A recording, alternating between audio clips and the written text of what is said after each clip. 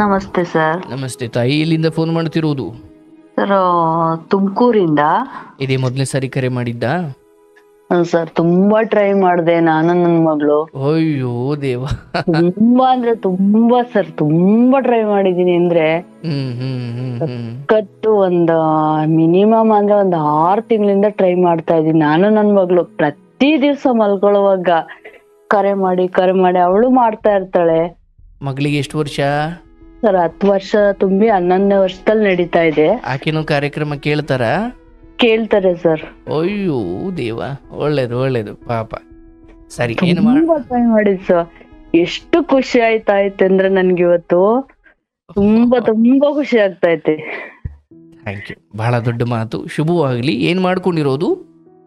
Sir, ನಾನು ಒಂದು private ಫ್ಯಾಕ್ಟ್ರಿನಲ್ಲಿ almost ಎಲ್ಲಾನು ಕೆಲ್ಸನೂ ಮಾಡ್ತೀನಿ. ಕಸ ಹೊಡಿಯೋದ್ರಿಂದ ಹಿಡ್ದು ಸಿಸ್ಟಮ್ ವರ್ಕ್ ಇಂದ ಹಿಡ್ದು ಆಲ್ಮೋಸ್ಟ್ ಎಲ್ಲಾ ನೋಡ್ಕೋತೀನಿ. ಸೂಪರ್. ಕಾರ್ಯಕ್ರಮ ಯಾವಾಗ್ಲಿಂದ ನೋಡ್ತಿರೋದು?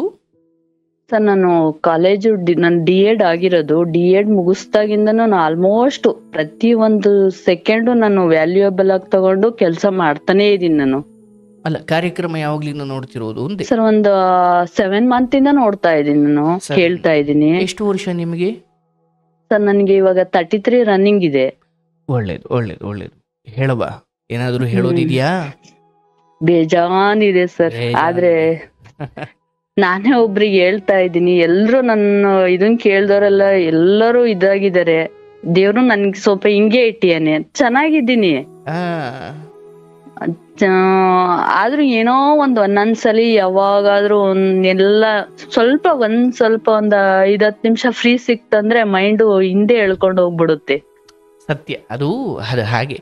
ಅಂದ್ರೆ ಯಾವಾಗಲೂ ಅಷ್ಟೇ, ನಿಮ್ಮ ತಿಳುವಳಿಕೆ, ನಿಮ್ಮ ಜ್ಞಾನ, ಅಥವಾ ನೀವು ಲೋಕಕ್ಕೆ ಎಷ್ಟು ತಿಳಿ ಹೇಳ್ತೀರಿ, ಇದೆಲ್ಲವೂ ಒಂದು ಸಾರಿ ಮಾಯವಾಗಿ ನಮ್ಮನ್ನೇ ದುರ್ಬಲರನ್ನಾಗಿಸುವ ಘಟನೆಗಳು ಪ್ರತಿಯೊಬ್ಬ ಮನುಷ್ಯನ ಜೀವನದಲ್ಲೂ ಬರ್ತವೆ. ಅದು ತುಂಬ ದಿನಗಟ್ಟಲೆ ಅಲ್ಲದೆ ಹೋದ್ರು 5-10 ನಿಮಿಷ ಆದರೂ ನಮ್ಮನ್ನು ನಾವು ನಮ್ಮ ಶಕ್ತಿ ಏನು ಅನ್ನೋದನ್ನೇ ಮರ್ತು ಬಿಡ್ತೀವಿ ನಾವು. ಇಲ್ಲ ಸರ್, ಆ ಟೈಮೇ ಕೊಡಲ್ಲ ನನಗೆ. ಯಾಕಂದ್ರೆ ಅದು ಜಾಸ್ತಿ ಅಂದ್ರೆ ನನ್ ತೀರಾ ನಾನು ಯಾರನ್ನೂ ಜಾಸ್ತಿ ನಂಬಿಕೆ ಇಟ್ಟಿಲ್ಲ. ನನ್ ಭಗವಂತನಲ್ಲ ಅಷ್ಟೇ ನಂಬಿಕೆ ಇಟ್ಟಿದ್ದು. ಆದ್ರೂ ಒಂದ್ಸಲ ಏನಾಯ್ತಂದ್ರೆ, ನನ್ನವ್ರ ಅಂದ್ರೆ ನನಗ ಸಾಯೋವರ್ಗು ಜೊತೆಲಿ ಇರ್ತೀನಿ ಅಂತ ಕಟ್ಕೊಂಡ್ ಬಂದವ್ರೆ ನನ್ಗೆ ತುಂಬಾ ಮೋಸ ಮಾಡ್ಬಿಟ್ರು. ಹೇಳುವ, ಏನಾಯ್ತು? ಸರ್, ನನ್ಗೆ ಇಷ್ಟ ಇರ್ಲಿಲ್ಲ ಮದ್ವೆ ಆಗೋದು. ಅಂದ್ರೆ ನಾನು ಏನ್ ಗೊತ್ತಾ, ನನ್ಗೆ ಅಪ್ಪ ಅಮ್ಮನೆ ಎಲ್ಲ, ನನ್ಗೆ ದೇವ್ರ ಮೇಲೆ ಮೊದ್ಲು ನಂಬಿಕೆ ಇರ್ಲಿಲ್ಲ ನನ್ಗೆ ಅಪ್ಪ ಅಮ್ಮನೆ ದೇವ್ರು, ನನ್ಗೆ ವಿದ್ಯೆ ಕಲ್ಸಿದ್ದೆ ಗುರುಗಳು. ಈ ತರ ನನ್ಗೆ ಎಲ್ಲಾರು ಯಾರು ಏನ್ ಹೇಳಿದ್ರು, ನೆಗೆಟಿವ್ ಹೇಳಿದ್ರು ನನ್ ಪಾಸಿಟಿವ್ ಆಗಿ ತಗೊಂಡು ನಾನು ಎಲ್ಲದನ್ನು ಎಲ್ಲಾರ ಮಾತು ಕೇಳ್ಕೊಂಡು ಚೆನ್ನಾಗೇ ಇದ್ದೆ. ತುಂಬಾ ಚೆನ್ನಾಗ್ ಬೆಳ್ಸಿದ್ರು ನನ್ಗೆ. ನನ್ ಯಾರನ್ನು ಏನನ್ನು ಅಂತಿರ್ಲಿಲ್ಲ. ಏನೇ ಆದ್ರೂ ಪಾಸಿಟಿವ್ ಆಗಿ ತಗೊಂಡು ಅದ್ ಏನ್ ಹೇಳ್ತಾರೆ ಎಲ್ಲಾ ಮಾಡ್ಕೊಂಡ್ ಚೆನ್ನಾಗೇ ಇದ್ದೆ ನಾನು. ಆಲ್ಮೋಸ್ಟ್ ತವ್ರ ಮನೇಲಿ ಇರೋಬೇಕಾದ್ರೆ ಎಲ್ಲಾ ಚೆನ್ನಾಗೇ ಇದ್ದೆ. ನಾನ್ D.Ed ಆಯ್ತು, ಮದ್ವೆನೂ ಫಿಕ್ಸ್ ಮಾಡಿದ್ರು. ನಂಗ್ ಗೊತ್ತೇ ಇಲ್ಲ, ತುಂಬಾ ಹುಷಾರಿಲ್ದ ಮಲ್ಕೊಂಡ್ಬಿಟ್ಟಿದ್ದೆ. ಬಂದ್ ನೋಡಿ ಮದ್ವೆ ಫಿಕ್ಸ್ ಮಾಡಿದ್ರು. ಮೇಲೆ ಹೇಳ್ತೀನಿ, ಒಳಗೂ ಜಾಸ್ತಿ ಹೇಳಕ್ ಹೋಗಲ್ಲ ನಾನು, ಸುಮ್ನೆ ಟೈಮ್ ವೇಸ್ಟ್ ಆಗತ್ತೆ. ನಮ್ಮನೆ ಮದ್ವೆ ಫಿಕ್ಸ್ ಮಾಡಿದ್ರು. ತುಂಬಾ ಹುಷಾರಿರ್ಲಿಲ್ಲ ನನ್ಗೆ, ಹೇಳಕ್ಕೆ ಆಗ್ತಾ ಇರ್ಲಿಲ್ಲ. ಅಂದ್ರೆ ಏನು ಇಲ್ಲ ಅವ್ರ ಮನೆಗೆ. ತರ ನನ್ D.Ed ಆಯ್ತು, 2-3 ತಿಂಗಳು ಕೆಲ್ಸಕ್ ಹೋದೆ. ಆಮೇಲೆ ನಮ್ಮ ಅಕ್ಕರ ಮನೇಲಿ ಇದ್ಕೊಂಡು ನನಗೆ ನಮ್ಮ ಅಮ್ಮರ ಮನೆಯಲ್ಲಿ ತುಂಬಾ ಕಷ್ಟ ಇತ್ತು. ಆದ್ರೂ ನನ್ ಓದ್ಸಿದ್ರು, D.Ed ಓದ್ಸಿದ್ರು. ಸರಿ, ಏನಾದ್ರೂ ಒಂದು ನನ್ನ ಇದ್ರಲ್ಲಿ ನಿಂತ್ಕೊಂಡು ನಮ್ಮ ಅಪ್ಪ ಅಮ್ಮನ್ ನೋಡ್ಕೋಬೇಕು, ನಮ್ ತಮ್ಮ ಓದ್ಬೇಕು ಅನ್ನೋದೊಂದೇ ಕಾನ್ಸೆಪ್ಟ್ ನನಗೆ.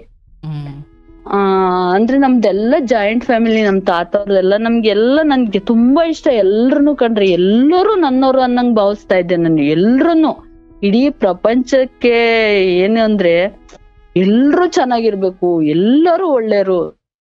ಯಾರಾನ ಒಂದ್ ತಪ್ಪು ಹೇಳಿದ್ರೆ ನನ್ ಬಗ್ಗೆ, ಏನೋ ತಪ್ಪು ಮಾಡ್ಬಿಟ್ಟಿದೀನಿ, ಭಗವಂತ ಎಲ್ರೂ ಒಳ್ಳೆಯರೇ, ನಾನೇನೋ ಮಾಡಿದೀನಿ ಅದಕ್ಕೆ ಅವ್ರ ಹಂಗೆ, ಆತರ ಫೀಲ್ ಬರ್ತಾ ಇತ್ತು ನನ್ಗೆ. ಹಂಗಿದ್ಕೊಂಡು ನನ್ಗೆ ಮದ್ವೆ ಫಿಕ್ಸ್ ಮಾಡಿದ್ರು. ನನ್ಗೇನಾಯ್ತು, ಸದ್ಯ ಬೆಳಗ್ಗೆ ಮಾತುಕತೆ ಅಂತ ಮಾಡ್ಕೊಂಡ್ ಬಂದ್ಬಿಟ್ಟು ನಂಗೆ ಹುಷಾರಿರ್ಲಿಲ್ಲ. ನಮ್ಮ ಅಪ್ಪ ಅಮ್ಮ ಎಲ್ರಿಗೂ ನೆಂಟ್ರಿಗೆಲ್ಲ ಹೇಳ್ತಾ ಇದ್ರು. ಸರಿ ನಾಳೆ ಬಂದ್ಬಿಡಿ ಅಂತ ನನಗ್ ಗೊತ್ತಿಲ್ಲ. ಹುಷಾರಿಲ್ದೆ ಎದ್ದು ಯಾಕೆ ಹಿಂಗ್ ಕರೀತಾ ಇದಾರೆ ಎಲ್ಲರೂನು ಏನಕ್ಕೆ ಅಂತ ಕೇಳ್ದೆ. ಅದಕ್ಕೆ ಮದ್ವೆ ಫಿಕ್ಸ್ ಮಾಡ್ಕೊಂಡ್ ಬಂದಿದೀನಿ, ನಾಳೆ ಎಂಗೇಜ್ಮೆಂಟ್ ಅಂತ ಹೇಳಿದ್ರು. ಸರಿ ನಾನು ಅವಾಗ ಏನು ವಿಚಾರಿಸ್ಲಿಲ್ಲ, ಏನಿಲ್ಲ, ಸುಮ್ನೆ ಅಂತ ಅಂದ್ಬಿಟ್ಟೆ. ಎಂಗೇಜ್ಮೆಂಟ್ ಆಗೋಯ್ತು. ಸರಿ ಎಂಗೇಜ್ಮೆಂಟ್ ಆದ್ಮೇಲೆ ನಾನು ಒಂದ್ಸಲ ಮಾತಾಡ್ಬೇಕಂತ ಅನ್ನಿಸ್ತು ಹುಡ್ಗನ ಹತ್ರ. ಸರಿ ಫೋನ್ ಮಾಡ್ಬಿಟ್ಟು ಮಾತಾಡ್ದೆ. ಅವ್ರ ಏನ್ ಹೇಳಿದ್ರು, ಎಲ್ಲಿ ಏನ್ ಜಾಬ್ ಮಾಡ್ತೀರಾ ಅಂತ ಕೇಳ್ದೆ. ಸರಿ ಏನು ಇಲ್ಲ, ಒಂದ್ ದಿನಸಿ ಅಂಗಡಿಲಿ ಕೆಲ್ಸ ಮಾಡ್ತೀನಿ ಅಂದ್ರು.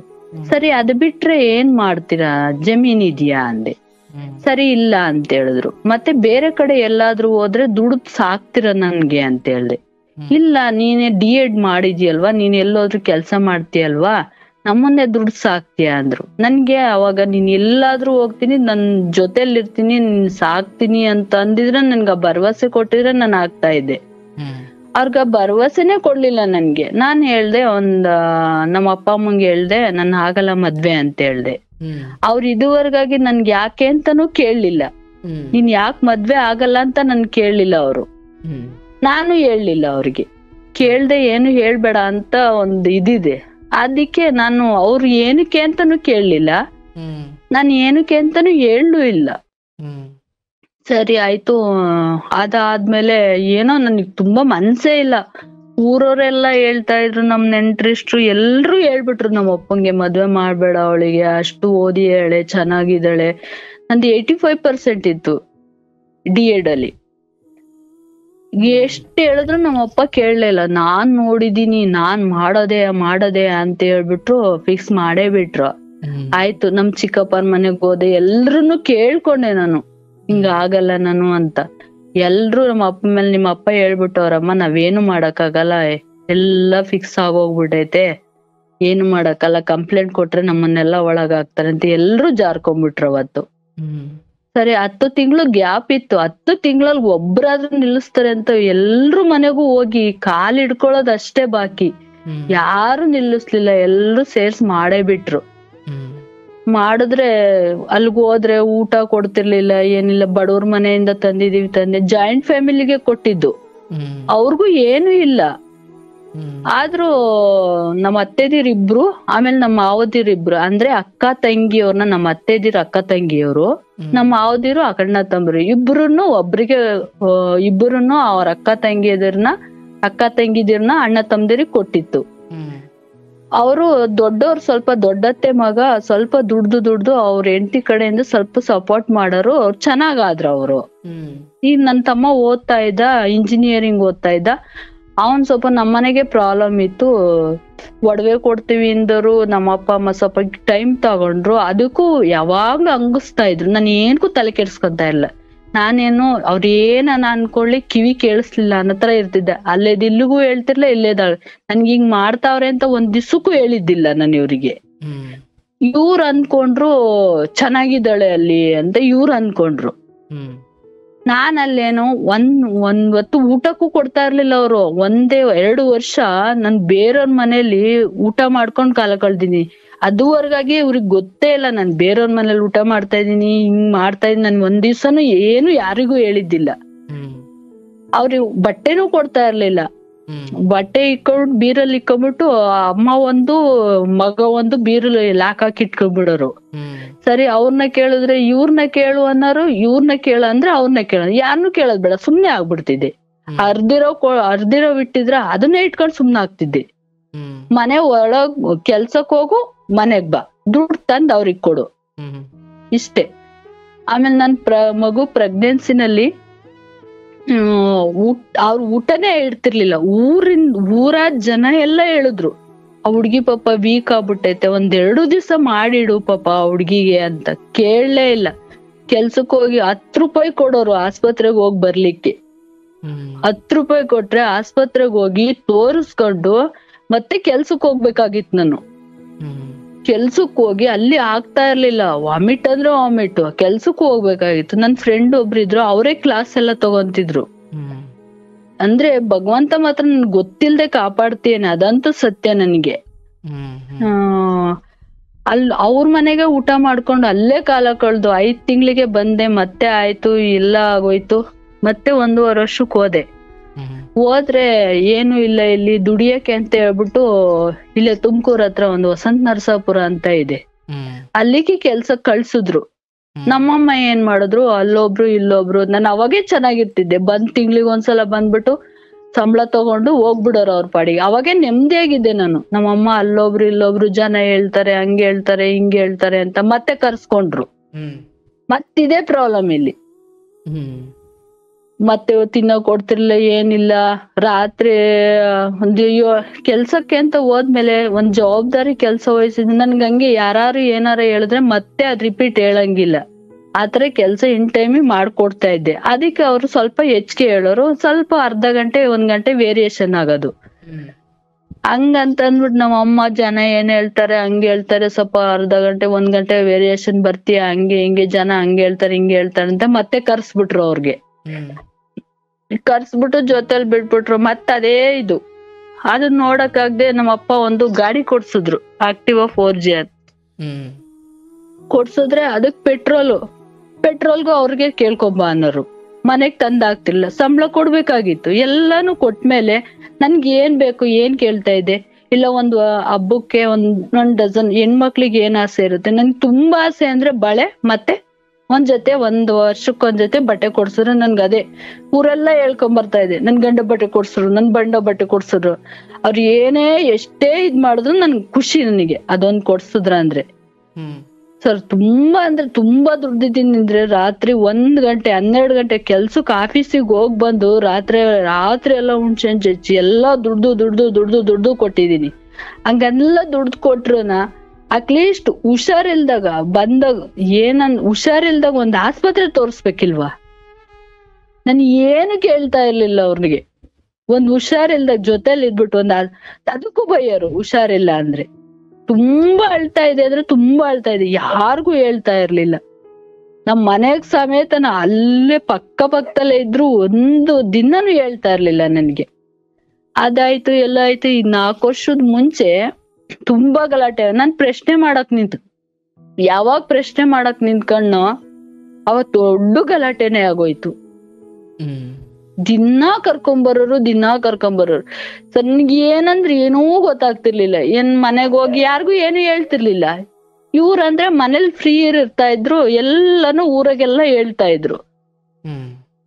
ಊರಾಗೆಲ್ಲ ಹೇಳಿದ್ರೆ ನಮ್ಮ ಅಪ್ಪ ಅಮ್ಮನು ಸಮೇತ ನಂಬಿಟ್ರು ಇವ್ರಿಗೆ. ಒಬ್ಳೆ ಒಂಟಿ ಆಗೋದೆ ನನಗೆ ಏನು ಗೊತ್ತಾಗ್ತಿರ್ಲಿಲ್ಲ, ಏನ್ ನಡೀತಾ ಐತೆ ಅಂತಾನು ಗೊತ್ತಾಗ್ತಿಲ್ಲ. ಟೈಮೇ ಸಿಗ್ತಾ ಇರ್ಲಿಲ್ಲ ನನ್ಗೆ. ಎಲ್ಲಿ ಏನ್ ನಡೀತಾ ಐತೆ ಏನ್ ಆಗ್ತಾ ಐತೆ ಅನ್ನೋದೇ ಗೊತ್ತಾಗ್ತಿಲ್ಲ. ದಿನಾ ಕರ್ಕೊಂಬರೋರು ಮನೆ ಕೆಲ್ಸದಲ್ಲಿ ದುಡ್ದು ಆ ಪ್ರೆಸರ್ ಮೊದ್ಲೇ ಗೊತ್ತಿರುತ್ತಲ್ವಾ. ಜವಾಬ್ದಾರಿ ಕೆಲ್ಸ, ಸಿಸ್ಟಮ್ ವರ್ಕ್ ಒಂದ್ ರಾಂಗ್ ಆಯ್ತಂದ್ರೆ ಇಡೀ ಕಂಪ್ನಿನೇ ಬರುತ್ತೆ. ಅಲ್ಲಿ ಜವಾಬ್ದಾರಿ ಕೆಲ್ಸ, ಅಲ್ಲೇ ಕಾನ್ಸಂಟ್ರೇಷನ್ ಮಾಡೋಣ, ಮನೆಗ್ ಬಂದು ಇವ್ರೆಲ್ಲಾರ್ನು ನಿಭಾಯಿಸೋಣ, ಏನ್ ಮಾಡೋಣ ಏನೂ ಗೊತ್ತಾಗ್ತಿರ್ಲಿಲ್ಲ ನನ್ಗೆ. ನಾನು ಏನಾಯ್ತ ಸಿಚುವೇಶನ್ ಅಲ್ಲಿ ಅಂದ್ರೆ ನಮ್ ಮನೇಲಿ ಏನಾಗಿದೆ, ನನ್ ಗಂಡ ನನ್ ಮಧ್ಯೆ ಇರೋದು ನಮ್ಮಿಬ್ರಿಗ್ ಮಾತ್ರ ಗೊತ್ತು. ನಾವ್ ಬಗೆಹರಿಸ್ಕೊಂತೀವಿ, ನೀವ್ ಯಾಕ್ ಬರ್ತೀರಾ ಅಂತ ಕೇಳ್ತಾ ಇದ್ದಿ. ಇಷ್ಟೇ ನನ್ ಪ್ರಶ್ನೆ. ಯಾರನ್ನ ಈಗ ಕರ್ಕೊಂಬರ್ತಾ ಇದ್ರಲ್ವಾ ಇವ್ರನ್ನೆಲ್ಲಾರ್ನು, ಯಾರನ್ನ ನ್ಯಾಯಕ್ಕೆ ಅಂತ ಕರ್ಕೊಂಬರೋರು. ಅಂದ್ರೆ ಹೊರಗಿನವ್ರ ಅಥವಾ ಸಂಬಂಧಿಕರ? ಎಲ್ರು ಸಂಬಂಧಿಕರು. ಯಾರ್ಯಾರು ಮದ್ವೆ ಮಾಡ್ಯವ್ರೋ ಪ್ರತಿಯೊಬ್ರು. ಅಂದ್ರೆ ಒಬ್ಬರನ್ನು ಕರ್ಕೊಂಬಂದ್ರ ಇನ್ನೊಂದ್ಸಲ ಕರ್ಕೊಂಬರ್ತಾ ಇರ್ಲಿಲ್ಲ. ನಾನು ಹೇಳ್ತಾ ಇದ್ದೆ ಇಲ್ಲಿ, ಈಗ ನಮ್ ಗಂಡ ಹೆಂಡತಿ ಮಧ್ಯೆ ನಡೆದಿರೋದು ನಮ್ಮಿಬ್ರಿಗೆ ಅಷ್ಟೇ ಗೊತ್ತಿರುತ್ತೆ, ನಿಮಗ್ ಏನಾರ ಗೊತ್ತಾ ಅಂತ ಕೇಳ್ತಾ ಇದ್ದೆ. ಇಲ್ಲ ಅನ್ನೋರು. ಹಿಂಗ್ ನೋಡಿ ನಾನೆಲ್ಲಾ ದುಡ್ದಿದ್ದೆಲ್ಲ ಇವ್ರ ಕೈಗೆ ಕೊಟ್ಟಿದೀನಿ. ಒಂದ್ 10 ಲಕ್ಷ ಇವ್ರ ಹತ್ರ ದುಡ್ಡಿದೆ. ಆಮೇಲೆ ಆ ಸಿಚುಯೇಷನ್ ಅಲ್ಲಿ ಸ್ವಲ್ಪ ಎಲ್ಲ ಸಾಲ ಮಾಡ್ಕೊಂಡು ಒಡವೆ ಎಲ್ಲ ಮಾಡ್ಸಿದ್ರಿ. ಒಂದ್ 10-15 ಲಕ್ಷಕ್ಕೆ ಒಡವೆ ಮಾಡ್ಸಿದ್ವಿ. ಯಾರಿಗೆ? ನಮ್ಮ ಅತ್ತೆ ಮಾವಂಗೆ, ನನಗೆ ಮತ್ತೆ ನಮ್ಮ ಮನೆಯವ್ರಿಗೆ ಎಲ್ರಿಗೂ ಒಡವೆ ಮಾಡ್ಸಿದ್ವಿ. ಅಂದ್ರೆ ನಾವ್ ಚೆನ್ನಾಗ್ ದುಡಿತಾ ಇದ್ದೆ ಸರ್. ನಾನು 1 ಸೆಕೆಂಡ್ ನೋಡಿ, ಒಂದೊಂದ್ ಸೆಕೆಂಡ್ ವ್ಯಾಲ್ಯೂಯಬಲ್ ಅಂತಲೇ ದುಡಿತಾ ಇದ್ದೆ ನಾನು. ಅವಾಗೂ ಹಂಗೆ ದುಡಿತಾ ಇದ್ವಿ, ಇವಾಗೂ ದುಡಿತಾ ಇದ್ದೀನಿ ನಾನು. ಆ ಭಗವಂತ ಆರೋಗ್ಯ ಮತ್ತೆ ಎಲ್ಲಾ ಕೊಟ್ಟಿಯೇನಿ. ಇನ್ನು 4 ಜನಕ್ಕೆ ಈ ಸಿಚುಯೇಷನ್ ಅಲ್ಲಿ ಇದ್ರು ಇನ್ನು 4 ಜನಕ್ಕೆ ಈಗ್ಲೂ ಕೊಡ್ತಾ ಇದ್ದೀನಿ. ಭಗವಂತ ಆ ಶಕ್ತಿ ನನಗ್ ಕೊಟ್ಟಿಯೇನಿ. ಈಗ್ಲೂ ಕೊಡ್ತಾ ಇದೀನಿ. ನನ್ಗೆ ಅದೇನೋ ಕೊಡುಗೈ ಅಂತಾನೆ ಹುಟ್ಟಿ ಹಾಕಿ ಏನೇನೋ ಭಗವಂತ ಗೊತ್ತಿಲ್ಲ ನನ್ಗೆ. ಯಾರ ಹಂಗೂ ಇಲ್ಲ ಈಗ್ಲೂ. ಅಪ್ಪನ್ ಸಪೋರ್ಟ್ ಇಲ್ಲ, ಅಮ್ಮನ್ ಸಪೋರ್ಟ್ ಇಲ್ಲ, ತಮ್ಮನ್ ಸಪೋರ್ಟ್ ಇಲ್ಲ, ಯಾರ್ ಸಪೋರ್ಟು ಇಲ್ಲ ಇವಾಗ್ಲೂ ಸಮೇತ. ನಾನು ನನ್ ಮಗಳು ಇಬ್ರೇ ಇದೀವಿ ಈಗ್ಲೂನ. ಬರ್ತಾರೆ ಹೋಗ್ತಾರೆ ಈಗೀಗ ಅಷ್ಟೇ. ಅದಕ್ಕೂ ಮುಂಚೆ ಎಷ್ಟು ಅಯ್ಯೋ ಅನ್ಸಿದ್ರು. ಪ್ರತಿಯೊಬ್ರು ಅಯ್ಯೋ ಅನ್ಸ್ಬಿಟ್ಟಿದ್ದಾರೆ. ಎಷ್ಟು ಸಲ ಸರ್ ಪೊಲೀಸ್ ಕಂಪ್ಲೇಂಟ್ ಆಯ್ತು, ಕೋರ್ಟ್ ಆಯ್ತು, ಈಗ್ಲೂ ಕೋರ್ಟ್ ನಡೀತಿದೆ. ಯಾರು ನನಗೆ ಇದುವರೆಗಾಗಿ ಯಾರೊಬ್ರು ನ್ಯಾಯ ಕೊಡ್ಸಕ್ಕಾಗಿಲ್ಲ. ಅಂದ್ರೆ ಏನ್ ಸಮಸ್ಯೆ ಏನು ಗಂಡನ ಜೊತೆ? ಸಮಸ್ಯೆ ಏನಂದ್ರೆ ದುಡ್ಡಿಂದೇ ಬಂದಿರೋದು. ಬೇರೆಯವ್ರಿಗೆಲ್ರಿಗೂ ತೋರಿಸ್ತಾರೆ ಕರ್ಕೊಂಡೋಗಿ, ನೋಡು ಇಷ್ಟೊಂದ್ ದುಡ್ಡಿದೆ ನನ್ನ ಹತ್ರ, ಬೀರು ಎಲ್ಲಾ ತೋರಿಸ್ತಾರೆ, ಇಷ್ಟೊಂದ್ ದುಡ್ಡಿದೆ ನನ್ನ ಹತ್ರ, ಅದ್ ಬೇಕು ಇದ್ ಬೇಕು ಇದ್ ಬೇಕಂತ ಹೇಳ್ತಾಳೆ. ಅಂದ್ರೆ ಪ್ರತಿಯೊಬ್ರಲ್ಲೂ ಒಂದೊಂದ್ ತರ ಹೇಳ್ತಾರೆ. ಏನಂದ್ರೆ ಗೊತ್ತೇ ಆಗಲ್ಲ ಅದ್ ಯಾವ ತರ ಕ್ರಿಮಿನಲ್ ಮೈಂಡ್ ಐತೆ ಅಂತಾನೆ ಗೊತ್ತಾಗಲ್ಲ. ನನ್ ಎದುರಿಗೆ ಬಂದ್ರೆ ಏನು ಹೇಳಲ್ಲ. ಕೋರ್ಟಾಗ್ ರೀಸನ್ ಏನ್ ಹೇಳ್ತಾರೆ ಅಂದ್ರೆ ಯಾವಾಗ್ಲೂ ಮೊಬೈಲ್ ಹಿಡ್ದಿರ್ತಾಳೆ. ಸರಿ ಮೊಬೈಲೇ ತಗೊಳಲ್ಲ, ನನಗ್ ಮೊಬೈಲೇ ಬೇಡ ಅಂತಂದ್ರೆ ನಾನ್ ಕರ್ಕೊಂಡ್ ಹೋಗಲ್ಲ. ಎಲ್ಲಿ ಕರ್ಕೊಂಡ್ ಹೋಗಲ್ಲ? ಅವ್ರ ಮನೆಗ್ ಕರ್ಕೊಂಡ್ ಹೋಗಲ್ಲ. ಅಂದ್ರೆ ಎಲ್ಲಿದ್ದೀರಾ ನೀವು? ನಾವು ಅಮ್ಮನ್ ಮನೆಯಲ್ಲೂ ಇಲ್ಲ, ಗಂಡನ್ ಮನೆಯಲ್ಲೂ ಇಲ್ಲ, ಮಧ್ಯ ಇದೀವಿ. ಒಟ್ಟು ತುಮಕೂರ್ ಹತ್ರ ನಿಯರ್ ಇದೀವಿ ಒಂದ್ ಬಾಡಿಗೆ ಮನೆಯಲ್ಲಿ, ನಾನು ನನ್ ಮಗಳು. ಅಂದ್ರೆ ನೀವೇ ಹೊರಗಡೆ ಬಂದಿದ್ದ? ಇಲ್ಲ, ದುಡಿಲಿಕ್ಕೆ ಅಂತ ಕಳ್ಸಿದ್ರು ಅತ್ತೆ ಮಾವನೇ. ಅಂದ್ರೆ ಗಂಡನ್ ಜೊತೆ ಮಾಡಿ ಕಳ್ಸಿದ್ರ? ಫಸ್ಟ್ ನನ್ನ ಕಳ್ಸಿದ್ರು. ಅದ್ ಹೇಗೆ ನಿನ್ನನ್ನು ಮಾತ್ರ ಕಳ್ಸೋಕ್? ಆದ್ಮೇಲೆ ಒಂದ್ 6 ತಿಂಗಳು ಬಿಟ್ಟು ಮಗನ್ನು ಕಳ್ಸಿದ್ರು. ಹೋಗಿ ಇಬ್ರು ದುಡ್ಕೊಳ್ಳಿ, ಏನು ಇಲ್ಲ ಇಲ್ಲಿ ಅಂತ ಹೇಳಿ ದುಡ್ಕೊಳ್ಳಿ ಅಂತ ಕಳ್ಸಿದ್ರು. ಚೆನ್ನಾಗಿ ಎಲ್ಲ ದುಡ್ಡಾಯ್ತು. ಅಂದ್ರೆ ಬಡವರು ಫ್ಯಾಮಿಲಿ ಬಂದಿದ್ದಲ್ವಾ, ಚೆನ್ನಾಗ್ ದುಡ್ಡ ಆಯ್ತಲ್ಲ. ಆ ದುಡ್ಡೆಲ್ಲ ತಗೊಂಡೋಗಿ ಇಟ್ಕೊಬಿಟ್ಟು ಎಲ್ಲ ಸರ್, ಒಂದ್ ಆಧಾರ್ ಕಾರ್ಡ್ ಸಮೇತ, ಮಗುನ ಆಧಾರ್ ಕಾರ್ಡ್ ಬಿಟ್ಟಿಲ್ಲ, ಆಧಾರ್ ಕಾರ್ಡ್ ಸಮೇತ ತಗೊಂಡೋಗಿಯಾರೆ. ನನ್ ತಗೊಂಡೋಗ್ಬೇಕು ಒಂದ್ ಒಡವೆ ಎಲ್ಲಾ ತಗೊಂಡೋದ್ರು. ನನ್ ಕಣ್ಣೆದ್ರಿಗೆ ಹುಷಾರಿಲ್ಲ, ತುಂಬಾ ಹುಷಾರಿಲ್ದ ಮಲ್ಕೊಬಿಟ್ಟಿದೀನಿ. ಅಂದ್ರೆ 3 ಮಕ್ಳು ಏನೋ ಅಬಾರ್ಷನ್ ಆಯ್ತು. ನನ್ ಮಗಳು ಹುಟ್ಟಿ ಆದ್ಮೇಲೆ 3ನೇ ಮಗು ಅಬಾರ್ಷನ್ ಆಗಿ ಫುಲ್ಲು ಸುಸ್ತಾಗ್ಬಿಟ್ಟು ಮಲ್ಕೊಬಿಟ್ಟಿದೀನಿ. ಆ ಸುಸ್ತಾಗಿರೋ ಹುಷಾರಿಲ್ದವಳು ಬಿಟ್ಬಿಟ್ಟು ಒಡವೆ ಹೆಚ್ಚಾಯ್ತು. ಒಡವೆ ತಗೊಂಡ್ ನನ್ ಕಣ್ಣೆದ್ರಿಗೆ ತಗೊಂಡೋದ್ರು. ನೀ ಯಾಕೆ ತಗೊಂಡೋಗ್ತೀಯ ಅಂತಾನು ಕೇಳಿಲ್ಲ. ನನಗೆ ಐಡಿಯಾನೇ ಇಲ್ಲ ಈ ತರ ಮಾಡ್ತಾರೆ ಇವ್ರೆಲ್ಲಾ, ಇಷ್ಟೊಂದು ಇದ್ ಮಾಡ್ತಾರೆ ಅಂತ ಐಡಿಯಾನೇ ಇಲ್ಲ. Full police station. ಅಂದ್ರೆ ನನ್ ತಮ್ಮನ ಹತ್ರ 2.5 ಲಕ್ಷ ದುಡ್ಡು ಕೊಡ್ಸಿದ್ದೆ. ನಮ್ಮ ಅಪ್ಪ ಇದಾರಲ್ಲ, ಅವ್ರ ಅತ್ತೆ ಮಗಂಗೆ 5 ಲಕ್ಷ ರೂಪಾಯಿ ದುಡ್ಡು ಕೊಟ್ಟಿದ್ವಿ. ನಾವೊಂದ್ ಸೈಟ್ ತಗೊಂಡ್ ಮನೆ ಕಟ್ಬೇಕಂತ ಆಸೆ ಇತ್ತು ನನಗೆ. ಅಂದ್ರೆ ನಮ್ಮ ಅತ್ತೆ ಮಾವ ಹೋದಾಗ ನಾವ್ ಸಂಪಾದನೆ ಮಾಡಿದ್ವಿ ಅಂತ ಅನ್ನೋರು. ನನಗೆ ನಾನ್ ಹೋದಾಗ ಅಪ್ಪ ಮನೇನೂ ಇಲ್ಲ ನಮ್ಗೆ, ಗಂಡು ಮನೇಲೂ ನಾವ್ ಸಂಪಾದನೆ ಅಂತಾರೆ. ಮತ್ತೆ ನಾನ್ ಏನು ಇಲ್ಲಿ? ನನಗ್ ಈ ಪ್ರಶ್ನೆ ಬಂತು, ನಾನ್ ಏನಿಲ್ಲಿ? ನಾವು ದುಡಿತೀವಲ್ವಾ, ನಾವು ಮಾಡ್ಬೇಕಲ್ವಾ ಅನ್ನೋ ಒಂದ್ ಹಠ ಇತ್ತು ಅಷ್ಟೇ ನನ್ಗೆ. ಅವ್ರು ಹೊಟ್ಟೆವ್ರೆ ಅಂತಿಲ್ಲ, ಒಂದ್ ಹಠ. ನಾವು ಏನಾರ ಮಾಡ್ಬೇಕು, ನಾವು ಒಂದ್ ದುಡಿಲಿಕ್ಕೆ ವಯಸ್ಸಿದ್ದಂತ ಕಾಲದಾಗ ಏನಾರ ದುಡ್ದು ಅವ್ರು ಅಷ್ಟ್ ಮಾಡಿಯಾರೆ ಅಂದ್ಮೇಲೆ ಅವ್ರಿಗಿನ್ನ ಹೆಚ್ಚು ಮಾಡ್ಬೇಕು ಅನ್ನೋ ಒಂದ್ ಹಠ. ಇದಕ್ಕೆ ಏನ್ ಮಾಡ್ತಿದ್ದೆ, ನನ್ ಯಜಮಾನ್ರು ಬೇರೆಲ್ಲ ನಾನ್ ಬೇರೆಲ್ಲ ಅಂತ ದುಡ್ದಿದ್ದೆಲ್ಲ ಕೊಡ್ತಾ ಇದ್ದೆ ನಾನು ಅವ್ರಿಗೆ. ಕೂಡಿಟ್ಬಿಟ್ಟು ಒಂದ್ ಸೈಟ್ ತಗೊಂಡ್ ಮನೆ ಕಟ್ಬೇಕಂತ. ಹಂಗಾಗಿ ನಮ್ಮ ಮಾವ ಅವರಿಗೆ 5 ಲಕ್ಷ, ಅವ್ರು ಏನೋ ವ್ಯಾಪಾರ ಮಾಡ್ತಿದ್ರು, ನಾವ್ ತಗೊಳ್ಳೋಂತ ಕಾಲಕ್ಕೆ ಹೆಲ್ಪ್ ಆಗುತ್ತೆ ಅಂತ 5 ಲಕ್ಷ ದುಡ್ಡು ಕೊಟ್ವಿ ಅವರಿಗೆ. 5 ಲಕ್ಷ ದುಡ್ಡು ಕೊಟ್ವಿ. 5 ಲಕ್ಷನ ಅವ್ರು ಏನ್ ಮಾಡಿದ್ರು, ಅವರು ಒಂದು ನ್ಯಾಯಸ್ಥಾನದಲ್ಲಿ ಇದ್ದವ್ರು. ಅಂದ್ರೆ ಸುತ್ತಿ 7 ಹಳ್ಳಿಗೂ ನ್ಯಾಯ ಹೇಳೋರು ಅವ್ರು, ನಮ್ಮ ಮಾವ. ಅವ್ರಿಗೆ ನಾನಿದ್ದೀನಿ, ನಮ್ಮ ಮಾವ ನನ್ನಿದು ಅಂತ ಹೇಳ್ಬಿಟ್ಟು ನಾನ್ ಹೇಳಿ ಕೊಡ್ಸ್ತೆ ನಮ್ಮ ಮನೆಯವ್ರ ಹತ್ರ. ನಮ್ಮ ಮನೆಯವ್ರ ಹತ್ರ ಎಲ್ಲಾ ಮಾತಾಡಿ, ನಾನು ಅಂದ್ರೆ ಇಂಡಿವಿಜುವಲ್ ಆಗಿ ಏನು ವ್ಯವಹಾರ ಏನು ಮಾಡ್ತಾ ಇರ್ಲಿಲ್ಲ. ಅಂದ್ರೆ ನಿಮ್ ಗಂಡನ ಹತ್ರ ನಿಮ್ ಮಾವನಿಗೆ ದುಡ್ಡು ಕೊಡ್ಸಿದ್ದು? ನಮ್ಮ ಮಾವ ಅಂದ್ರೆ ನಮ್ಮ ಅಪ್ಪ ಅವರ ಅತ್ತೆ ಮಗಂಗೆ ನಮ್ಮ ಮಾವನೇ ಅವರು. ನಮ್ಮ ಅತ್ತೆ ಮಾವ, ನಮ್ಮ ಅಪ್ಪರ ಅತ್ತೆ ಮಗಂಗೆ ನಮ್ಮ ಮನೆಯವರೆಲ್ಲ ಕೂತ್ಕೊಂಡು, ನಮ್ಮ ಅತ್ತೆ ಮಾವ, ನಮ್ಮ ಯಜಮಾನ್ರು, ನಾನು ಎಲ್ಲ ಕೂತ್ಕೊಂಡ್ ಮಾತಾಡಿ, ಅವ್ರು ಕೊಡ್ಲಿಲ್ಲ ಅಂದ್ರೆ ನಾನ್ ಜವಾಬ್ದಾರಿ ಅಂತ ಹೇಳ್ಬಿಟ್ಟು ನಾನು ಕೊಡ್ಸ್ದೆ ಅವರಿಗೆ. ಕೊಡ್ಸ್ಬಿಟ್ರೆ ನಾನ್ ಹಿಂಗ್ ಕೆಲ್ಸಕ್ ಹೋಗ್ತಾ ಇರ್ಬೇಕಾದ್ರೆ ಸ್ವಲ್ಪ ನಾವ್ ಬಡವರಾಗಿದ್ವಲ್ವಾ, ಸ್ವಲ್ಪ ನನ್ನ ಇದಕ್ ಬಂದ್ಮೇಲೆನೆ ಒಂದ್ ಸ್ವಲ್ಪ ಎತ್ಕೊಳಂಗಾಯ್ತು. ಅಂದ್ರೆ ವ್ಯವಹಾರದಲ್ಲೇ ಆಗ್ಲಿ, ದುಡ್ಡು ಕಾಸಿಂದ್ರಲ್ಲೇ ಆಗ್ಲಿ, ಸ್ವಲ್ಪ ಏನಾದ್ರೂ ಆಗ್ಲಿ ಒಂದ್ ಸ್ವಲ್ಪ ಎತ್ಕೊಳಂಗಾಯ್ತು. ಮುಂದ್ವರ್ದಂಗ ಆಗ್ಬಿಟ್ವಿ ನಾವು. ನಮ್ ತಮ್ಮನ ಹತ್ರ ಒಂದ್ 2.5 ಲಕ್ಷ ಇಸ್ಕೊಂಡ್ವಿ. ಮತ್ತೆ ನಾನ್ 2.5 ಲಕ್ಷ ಸೇರ್ಸ್ಬಿಟ್ಟು ಕೊಟ್ವಿ ನಮ್ಮ ಮಾವಂಗೆ. ಕೊಟ್ಟು ಆಮೇಲೆ ನಂದೊಂದು ಒಡವೆ ಮಾಡ್ಸಿದ್ವಿ. ಆ ಸಿಚುಯೇಷನ್ ಅಲ್ಲೇ ನಾನು ಕೆಲ್ಸಕ್ ಹೋಗ್ತಾ ಮದ್ವೆಗ್ ಮುಂಚೆ ಒಂದ್ 6 ತಿಂಗಳು ಕೆಲ್ಸಕ್ ಹೋಗಿದ್ದೆ. ಆ ಇದ್ರಲ್ಲಿ ಅಮ್ಮಂಗೆ ನನ್ ತಮ್ಮ ಓದ್ಬೇಕಾದ್ರೆ ನಾನೊಂದ್ 50,000 ದುಡ್ಡು ಕೊಟ್ಟೆ ನಮ್ಮ ಅಮ್ಮಂಗೆ. ನಮ್ಮ ಅಮ್ಮ ಏನ್ ಮಾಡಿದ್ರು, ನನಗ್ ಕೊಡಿ ಅಂತ ಹೇಳಿ ಯಾವತ್ತು ನನ್ ಕೊಟ್ಟಾದ್ಮೇಲೆ ನನಗ್ ಕೊಡಿ ಅಂತ ನಾನು ಯಾವತ್ತು ಕೇಳಿದ್ದಿಲ್ಲ. ಆ ಸಿಚುಯೇಷನ್ ಅಲ್ಲಿ ನಮ್ಮಮ್ಮ ಒಂದ್ 50,000 ಇಟ್ಟು, ಅದು ಏನೋ ದುಡ್ಡು ಬಂತು ಅಂತ ಹೇಳ್ಬಿಟ್ಟು ನಮ್ಮಮ್ಮ ಒಂದ್ 70,000 ದುಡ್ಡು ಕೊಟ್ರು. ಅದೇ ಹೇಳಿದ್ರು, ಎಲ್ಲಾ ದುಡ್ದಿದ್ದು ಎಲ್ಲ ನಿಮ್ ಮನೆಯವ್ರಿಗೆ ಕೊಡ್ತೀಯಾ, ನಿನ್ಗೆ ಅಂತ ಏನಾರ ಮಾಡ್ಕೋ ಅಂತ ಹೇಳಿ ಬೈದ್ರು ಅವ್ರು ನನಗೆ. ಏನಾರ ಒಂದ್ ಒಡವೆ ತಂದಾಕೋ, ಹೆಣ್ಮಗು ಐತೆ ಅಂತ ಹೇಳಿ ಬೈದಿದ್ದಕ್ಕೆ ನಾನೇನ್ ಮಾಡ್ದೆ, ಒಂದ್ ಚೀಟಿ ಹಾಕಿದ್ವಿ. ಓಟಿ ದುಡ್ಡೆಲ್ಲ ಸೇರ್ಸ್ಬಿಟ್ಟು ಒಂದ್ ಚೀಟಿ ಹಾಕಿದ್ದೆ. ದುಡ್ದಿದ್ದೆಲ್ಲ ಅವ್ರಿಗೆ ಕೊಡ್ತಾ ಇದ್ದೆ, ಎಕ್ಸ್ಟ್ರಾ ಡ್ಯೂಟಿ ಮಾಡಿದ್ದ ಇಟ್ಕೊಂಡ್ಬಿಟ್ಟು ಒಂದ್ ಚೀಟಿ ಹಾಕಿದ್ದೆ. ಅದು ಓಡಿತು ಅದೇ ಟೈಮಲ್ಲೇ. ಅವಾಗ ಹೋಗಿ ಒಂದ್ 60 ಗ್ರಾಮಿಂದು ಒಂದು ಹಾರ ಮಾಡಿಸ್ದೆ. ಹಾರ ಹಾಕಿದ್ದೆ. ಅದನ್ನು ತಗೊಂಬಂದ್ ಇಟ್ಕೊಂಡು, ಅದನ್ನು ತಗೊಂಡೋಗಿ ಅವರೇ ಇಟ್ಕೊಂಡ್ರು.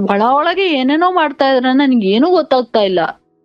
ಸರಿ ಬಿಡು ಅಂತ ಹೇಳ್ಬಿಟ್ಟು ನಮ್ಮ ಮಾವನೇ ಅಲ್ವಾ ಅಂತ ಒಂದ್ ಒಡವೆನೂ ಅವ್ರಿಗೆ ಕೊಟ್ಬಿಟ್ಟು, ಅವರು ಇದ್ರಲ್ಲಿ ಜಮೀನಲ್ಲಿ ಪಾಣಿ ಅಂತ ಇಡ್ತಾರಲ್ವಾ, ಅದ್ರಲ್ಲಿ ಇಟ್ಕೊಂಡ್ಬಿಟ್ಟು ಆ ದುಡ್ಡನ್ನು ತಗೊಂಡ್ಬಿಟ್ಟು ಸ್ಲಿಪ್ ಮಾಡ್ಕೊಂಡ್ಬಿಟ್ಟವ್ರೆ. ನನ್ ಬಿಡು ನಮ್ಮ ಮಾವ ಅಂತ ನಂಬಿಕೆ ಮೇಲೆ ನಾನು ಎಲ್ರೂ ನಂಬ್ತೀನಿ. ಮಾವನ್ಗೆ ಯಾಕೆ ಕೊಟ್ರಿ? ಅದ್ ನಮ್ಮ ಮನೆಯವ್ರೇ ಹೇಳಿದ್ದು, ಕೊಟ್ಬಿಡು, ಅದು ನಮಗ್ ಬೇಕಾಗುತ್ತೆ ಇವ್ರು ಅಂತ ಹೇಳ್ಬಿಟ್ಟು ಕೊಡ್ಸಿದ್ರು. ಸರಿ, ದೇವ್ರ ಸಾಕ್ಷಿಯಾಗೆ ಕೊಟ್ಟಿದೀನಿ ನಾನು. ಅದು ಹೋಗಿ ಕೇಳಲಿಕ್ಕೆ ಹೋದಾಗ ನೀನ್ ಯಾವ ಒಡವೆನೂ ಕೊಟ್ಟಿಲ್ಲ ಅಂತ ಹೇಳಿದ್ರು. ಅಂದ್ರೆ ಅವ್ರು ನೋಡಿ, ಸುತ್ತಿ 7 ಹಳ್ಳಿ ನ್ಯಾಯ ಮಾಡೋರು ಅವ್ರು. ಅವರೇ ಆತರ ಅನ್ಲಿಕ್ಕ ಅಂತ ಅಂದ್ಮೇಲೆ ಎಷ್ಟು ನೋವಾಗ್ತಿರನ. ಸುಮ್ನೆ ನಾನು ಏನು ಕೇಳಿದ್ದಿಲ್ಲ ಅವ್ರಿಗೆ. ಸುಮ್ನೆ ನೀವ್ ಯಾಕೆ ಈ ತರ ಮಾಡಿದೀರಾ ಇಷ್ಟೇ ಕೇಳಿದ್ ನನಗೆ. ಯಾಕೆ ಈ ತರ ಮಾಡಿದ್ರಿ? ಈ ಒಡವೆ ಕೊಡೋಕ್ಕಿಂತ ಮುಂಚೆ 5 ಲಕ್ಷ ಕೊಟ್ಟಿದ್ರಿ. ಅದಕ್ಕೂ ಮುಂಚೆ 5 ಲಕ್ಷ ವಾಪಸ್ ಕೊಟ್ಟಿದ್ರಾ? ಇಲ್ಲ, ಕೊಟ್ಟಿಲ್ಲ. ಇನ್ನೂ ಕೊಟ್ಟಿಲ್ಲ? ಅವ್ರಿಲ್ಲ, ಎಕ್ಸ್ಪೈರ್ ಆಗೋದ್ರು. ನಾನು ಹೇಳಿದ್ದೆ, ನೀನು ನನಗ್ ಮೋಸ ಮಾಡೋದು ಒಂದೇ, ಭಗವಂತಗ್ ಮೋಸ ಮಾಡೋದು ಒಂದೇ. ನಾನು ಯಾವುದೇ ಕಾರಣಕ್ಕೂ ಎಂತ ಜೀವಿಗಳಿಗೂ ನಾನು ನೋವು ಕೊಟ್ಟಿದ್ದಿಲ್ಲ. ಅಂದ್ರೆ ಸರನು ಅಂದ್ರೆ ಒಡವೆನೂ ಸಿಗ್ಲಿಲ್ಲ, ಹಣನೂ ಸಿಗ್ಲಿಲ್ಲ? ಇಲ್ಲ, ಏನು ಸಿಕ್ಕಿಲ್ಲ ಸರ್. ಇದುವರೆಗಾಗಿ ಈಗ್ಲೂ ಆಟ ಮಾಡ್ತೀಯಾರೆ. ನನ್ಗೆ ಏನು ಬೇಡ ಸದ್ಯ. ನಿನ್ಗೆ ಇಷ್ಟ ಇದ್ರೆ ಇಟ್ಕೋ, ಇಲ್ಲ ಅಂದ್ರೆ ಬೇಡವೇ ಬೇಡ. ನಾನು ಇದೇ ಹೇಳ್ತಿರೋದು ಅವ್ರಿಗೆ. ಯಾಕೆ ಕೋರ್ಟು ಕಚೇರಿ ಇದೆಲ್ಲ? ಇಲ್ಲ ನನ್ ಮಗುಗ್ ಇಟ್ಟಂಗಲ್ಲ, ಇಲ್ಲ ನಾನ್ ದುಡ್ದು, ಇಲ್ಲ ನೀನ್ ತಿಂದಂಗಲ್ಲ, ಇಲ್ಲ ಅಟ್ಲೀಸ್ಟ್ ನಿಮ್ಮ ಅಪ್ಪ ಅಮ್ಮಗ್ ಕೊಟ್ಟಂಗಲ್ಲ, ಇಲ್ಲ ನನಗ್ ಕೊಟ್ಟಂಗಲ್ಲ, ಯಾರಿಗೂ ಇಲ್ಲ. ಸುಮ್ನೆ ಲಾಯರಿಗೆ ಯಾಕೆ ಕೊಡ್ತೀರಾ? ಸುಮ್ನೆ ಇಲ್ಲ ನೀನೇ ಇಟ್ಕೊಂಡ್ಬಿಡು, ಇಲ್ಲ ನಾನೇ ಬರ್ಕೊಟ್ಬಿಡ್ತೀನಿ, ನೀನೇ ಚೆನ್ನಾಗಿರೋ ಅಂತಾನೆ ಹೇಳ್ತೀನಿ. ಯಾವ್ದಕ್ಕೂ ಒಪ್ಪಂಗಿಲ್ಲ. 1 ರೂಪಾಯಿ ಕೊಡಲ್ಲ. ನನ್ನ ಹತ್ರ ಇರೋ ದುಡ್ಡೆಲ್ಲ ಲಾಯರ್ ಸುರಿತಿನ ಹೊರ್ತು ಆ ಮಗು ಕೊಡಲ್ಲ, ನಿನ್ಗೂ ಕೊಡಲ್ಲ ಅಂತ. ಹಂಗೇಳೋದು ಯಾರು? ನಮ್ಮ ಮನೆಯವ್ರೆ. ಅಂದ್ರೆ ಕೇಸ್ ಹಾಕಿರೋದು ಯಾರು? ಅವ್ರೇ ಹಾಕಿರೋದು. ನಿಮ್ ಗಂಡನ? ಸ್ಟಾರ್ಟಿಂಗ್ ಬರಲ್ಲ ಅಂತ ಹೇಳಿ ಇಲ್ಲಿಂದ ಎಲ್ಲ ತಗೊಂಡೋಗ್ಬಿಟ್ಟು ಬರಲ್ಲ ಅಂತ ಹೇಳಿ ಕೇಸ್ ಹಾಕೋದ್ರು. ಯಾರ ಮೇಲೆ? ನನ್ ಮೇಲೆ. ಬರ್ತಾ ಇಲ್ಲ ಇವಳು, ನಮ್ಮ ಅಪ್ಪ ಅಮ್ಮಂಗ್ ವಯಸ್ಸಾಗಿದೆ, ನೋಡ್ಕೊಳಕ್ ಬರ್ತಾ ಇಲ್ಲ ಅಂದ್ರೆ. ಇದು ಬಿಡಮ್ಮ, ಅಲ್ಲಿ ದುಡ್ಡು ಕೊಟ್ಟವನ ಕತೆ ಏನು? ಅವನ ಮೇಲೆ ಆ ಹಣ ಇಸ್ಕೊಳ್ಳಿಕ್ಕೆ ಏನ್ ಪ್ರಯತ್ನ ಮಾಡೋದ್ರಿ? ಅವನ್ ತಗೊಂಡ್ಬಿಟ್ಟು ಏನೇ ಅಂತ ಹೇಳ್ತಾವ್ರಿ ಇವ್ರು. ತಗೊಂಡೋಗೇನೆ, ನಮ್ಗೂ ಅದಕ್ಕೂ ಸಂಬಂಧ ಇಲ್ಲ, ಅವನ ಹತ್ರ ಇಸ್ಕೊಂಡ್ವಿ ತಗೊಂಡೋದ ಅಂತ ಇವ್ರು ಹೇಳ್ತಿದ್ದು. ಸರಿ ಬಿಟ್ಟಾಕಂತ ಬಿಟ್ಟೆ ಹಾಕ್ಬಿಟ್ಟೆ. ಮತ್ತೆ ಅವೆಲ್ಲ ಕೊರಕೊಂಡು ನಮ್ ದುಡ್ಮೇನು ವೇಸ್ಟ್ ಮಾಡ್ಕೊಂಡು ಯಾಕೆ? ಇವಾಗ ನಮಗೆ ಊಟಕ್ ಬೇಕಂದ್ರೆ ನಾನ್ ದುಡಿಲೇಬೇಕಲ್ವಾ? ಅಂದ್ರೆ ಈಗ 5 ಲಕ್ಷ ಮತ್ತೆ ಒಡವೆ ಎರಡನ್ನು ನೀವು ಬೇಡ ಅಂತ ಬಿಟ್ಬಿಟ್ರಿ? ಬೇಡ ಅಂತಾನೆ ಬಿಟ್ಬಿಟ್ಟೆ. ಸರಿ, ಈಗ ನೀವು ಮಾತಾಡ್ತಿರೋದು ನಿಮ್ ಗಂಡ ಹೆಂಡತಿ ನಡುವೆದು? ಈಗ ನಾ ಮಾತಾಡ್ತಿರೋದು ಈ ಗಂಡನ ವಿಷಯದ ಬಗ್ಗೆ. ಅದೆಲ್ಲ ತಗೊಂಡೋಗ್ಬಿಟ್ಟು ಕೇಸ್ ಹಾಕಿದ್ರು. ಏನಂತ ಹಾಕಿದ್ರು? ನೀವು ಬೇಕು ಅಥವಾ ನೀವು ತವ್ರ ಅಥವಾ ಗಂಡನ ಮನೆಗೆ ಹೋಗ್ಬೇಕು ಅಂತ? ಹೋಗಿದ್ದೆ ನಾನು. ಅವ್ರ ಕೇಸ್ ಹಾಕಿದ್ರು. ಕೇಸ್ ಹಾಕಿ ಆದ್ಮೇಲೆ ಸರಿ ಬೇಡ ಅದು ಕರ್ಕೊಂಡೋಗೋದು ಮತ್ತೆ ಒಳಗೊಳಗೆ ಟಾರ್ಚರ್ ಕೊಡೋದು, ಮತ್ತೆ ಬಿಡೋದು, ಜೊತೆಲಿ ಬರೋದು. ಮತ್ತೆ ಈ ಕೋರ್ಟಲ್ಲಿ ಕೇಸ್ ಹಾಕಿರೋದ್ರಿಂದ ಮತ್ತೆ ನಾನು ಕೋರ್ಟಲ್ಲಿ ಈಗ ನಾನು ಹೋಗ್ತೀನಿ ಅಂದ್ಮೇಲೆ ಕಳಿಸ್ತಾರಲ್ವಾ, ನಾನು ಹೋಗೋದು, ನಾನು ಹೋಗಿ ಆದ್ಮೇಲೆ ಒಳಗೆ ಮತ್ತೆ ಮತ್ತೆ ಟಾರ್ಚರ್. ಏನಂದ್ರೆ ಬೇಸಿಕ್ ನೀಡ್ಸ್ ಏನು, ಊಟ ಬೇಕಲ್ವಾ ಮಗುಗೆ. ಅವಾಗ ಇನ್ನು ಅವಳು 2.5 ವರ್ಷ 3 ವರ್ಷದ ಮಗು. ಅವಾಗ ಏನು ಊಟ ಕೊಡ್ತಿರ್ಲಿಲ್ಲ. ಹಾಲ್ ತಂದ್ಕೊಡೋನು ಬರೀ ಒಂದೇ ಒಂದು ಎಷ್ಟು 10 ರೂಪಾಯಿ ಹಾಲಿಗೆ ಜಗಳ ಮಾಡಿಯಾರಿ. ಏನ್ ಮುದ್ದೆ ತಿನ್ಕೊಂಡಿರುತ್ತೆ ಬಿಡು ಅನ್ನಾರ. ಮಗು ಏನ್ ಮುದ್ದೆ ತಿನ್ನುತ್ತೆ, ಸ್ವಲ್ಪ ಹಾಲು ತಂದ್ಕೊಡ್ರಿ. ಮತ್ತೆ ಅದಕ್ ಮತ್ತೆ ನ್ಯಾಯ ಕರ್ಕೊಂಬರೋರು ಊರ್ನವ್ರೆಲ್ಲ. ಎಷ್ಟು ದಿವ್ಸ ಅಂತ ಬರ್ತಾರ ನ್ಯಾಯದವ್ರು. ಮಗುಗೆ ಹಾಲ್ ತಂದ್ಕೊಡು ಅಂತ ದಿನ ನ್ಯಾಯ ಮಾಡ್ತಾರ. ಎಷ್ಟು ಬೇಜಾರಾಗತ್ತೆ ನೋಡಿ. ಬೇಸಿಕ್ ನೀಡ್ಸ್ ಅಷ್ಟಕ್ಕೆಲ್ಲ ನ್ಯಾಯ ಕರ್ಕೊಂಬರ್ದ್ರು. ಸರಿ, ಅಲ್ಲೆಲ್ಲ ಇನ್ನೆಲ್ಲ ಗೊತ್ತಾಗತ್ತೆ.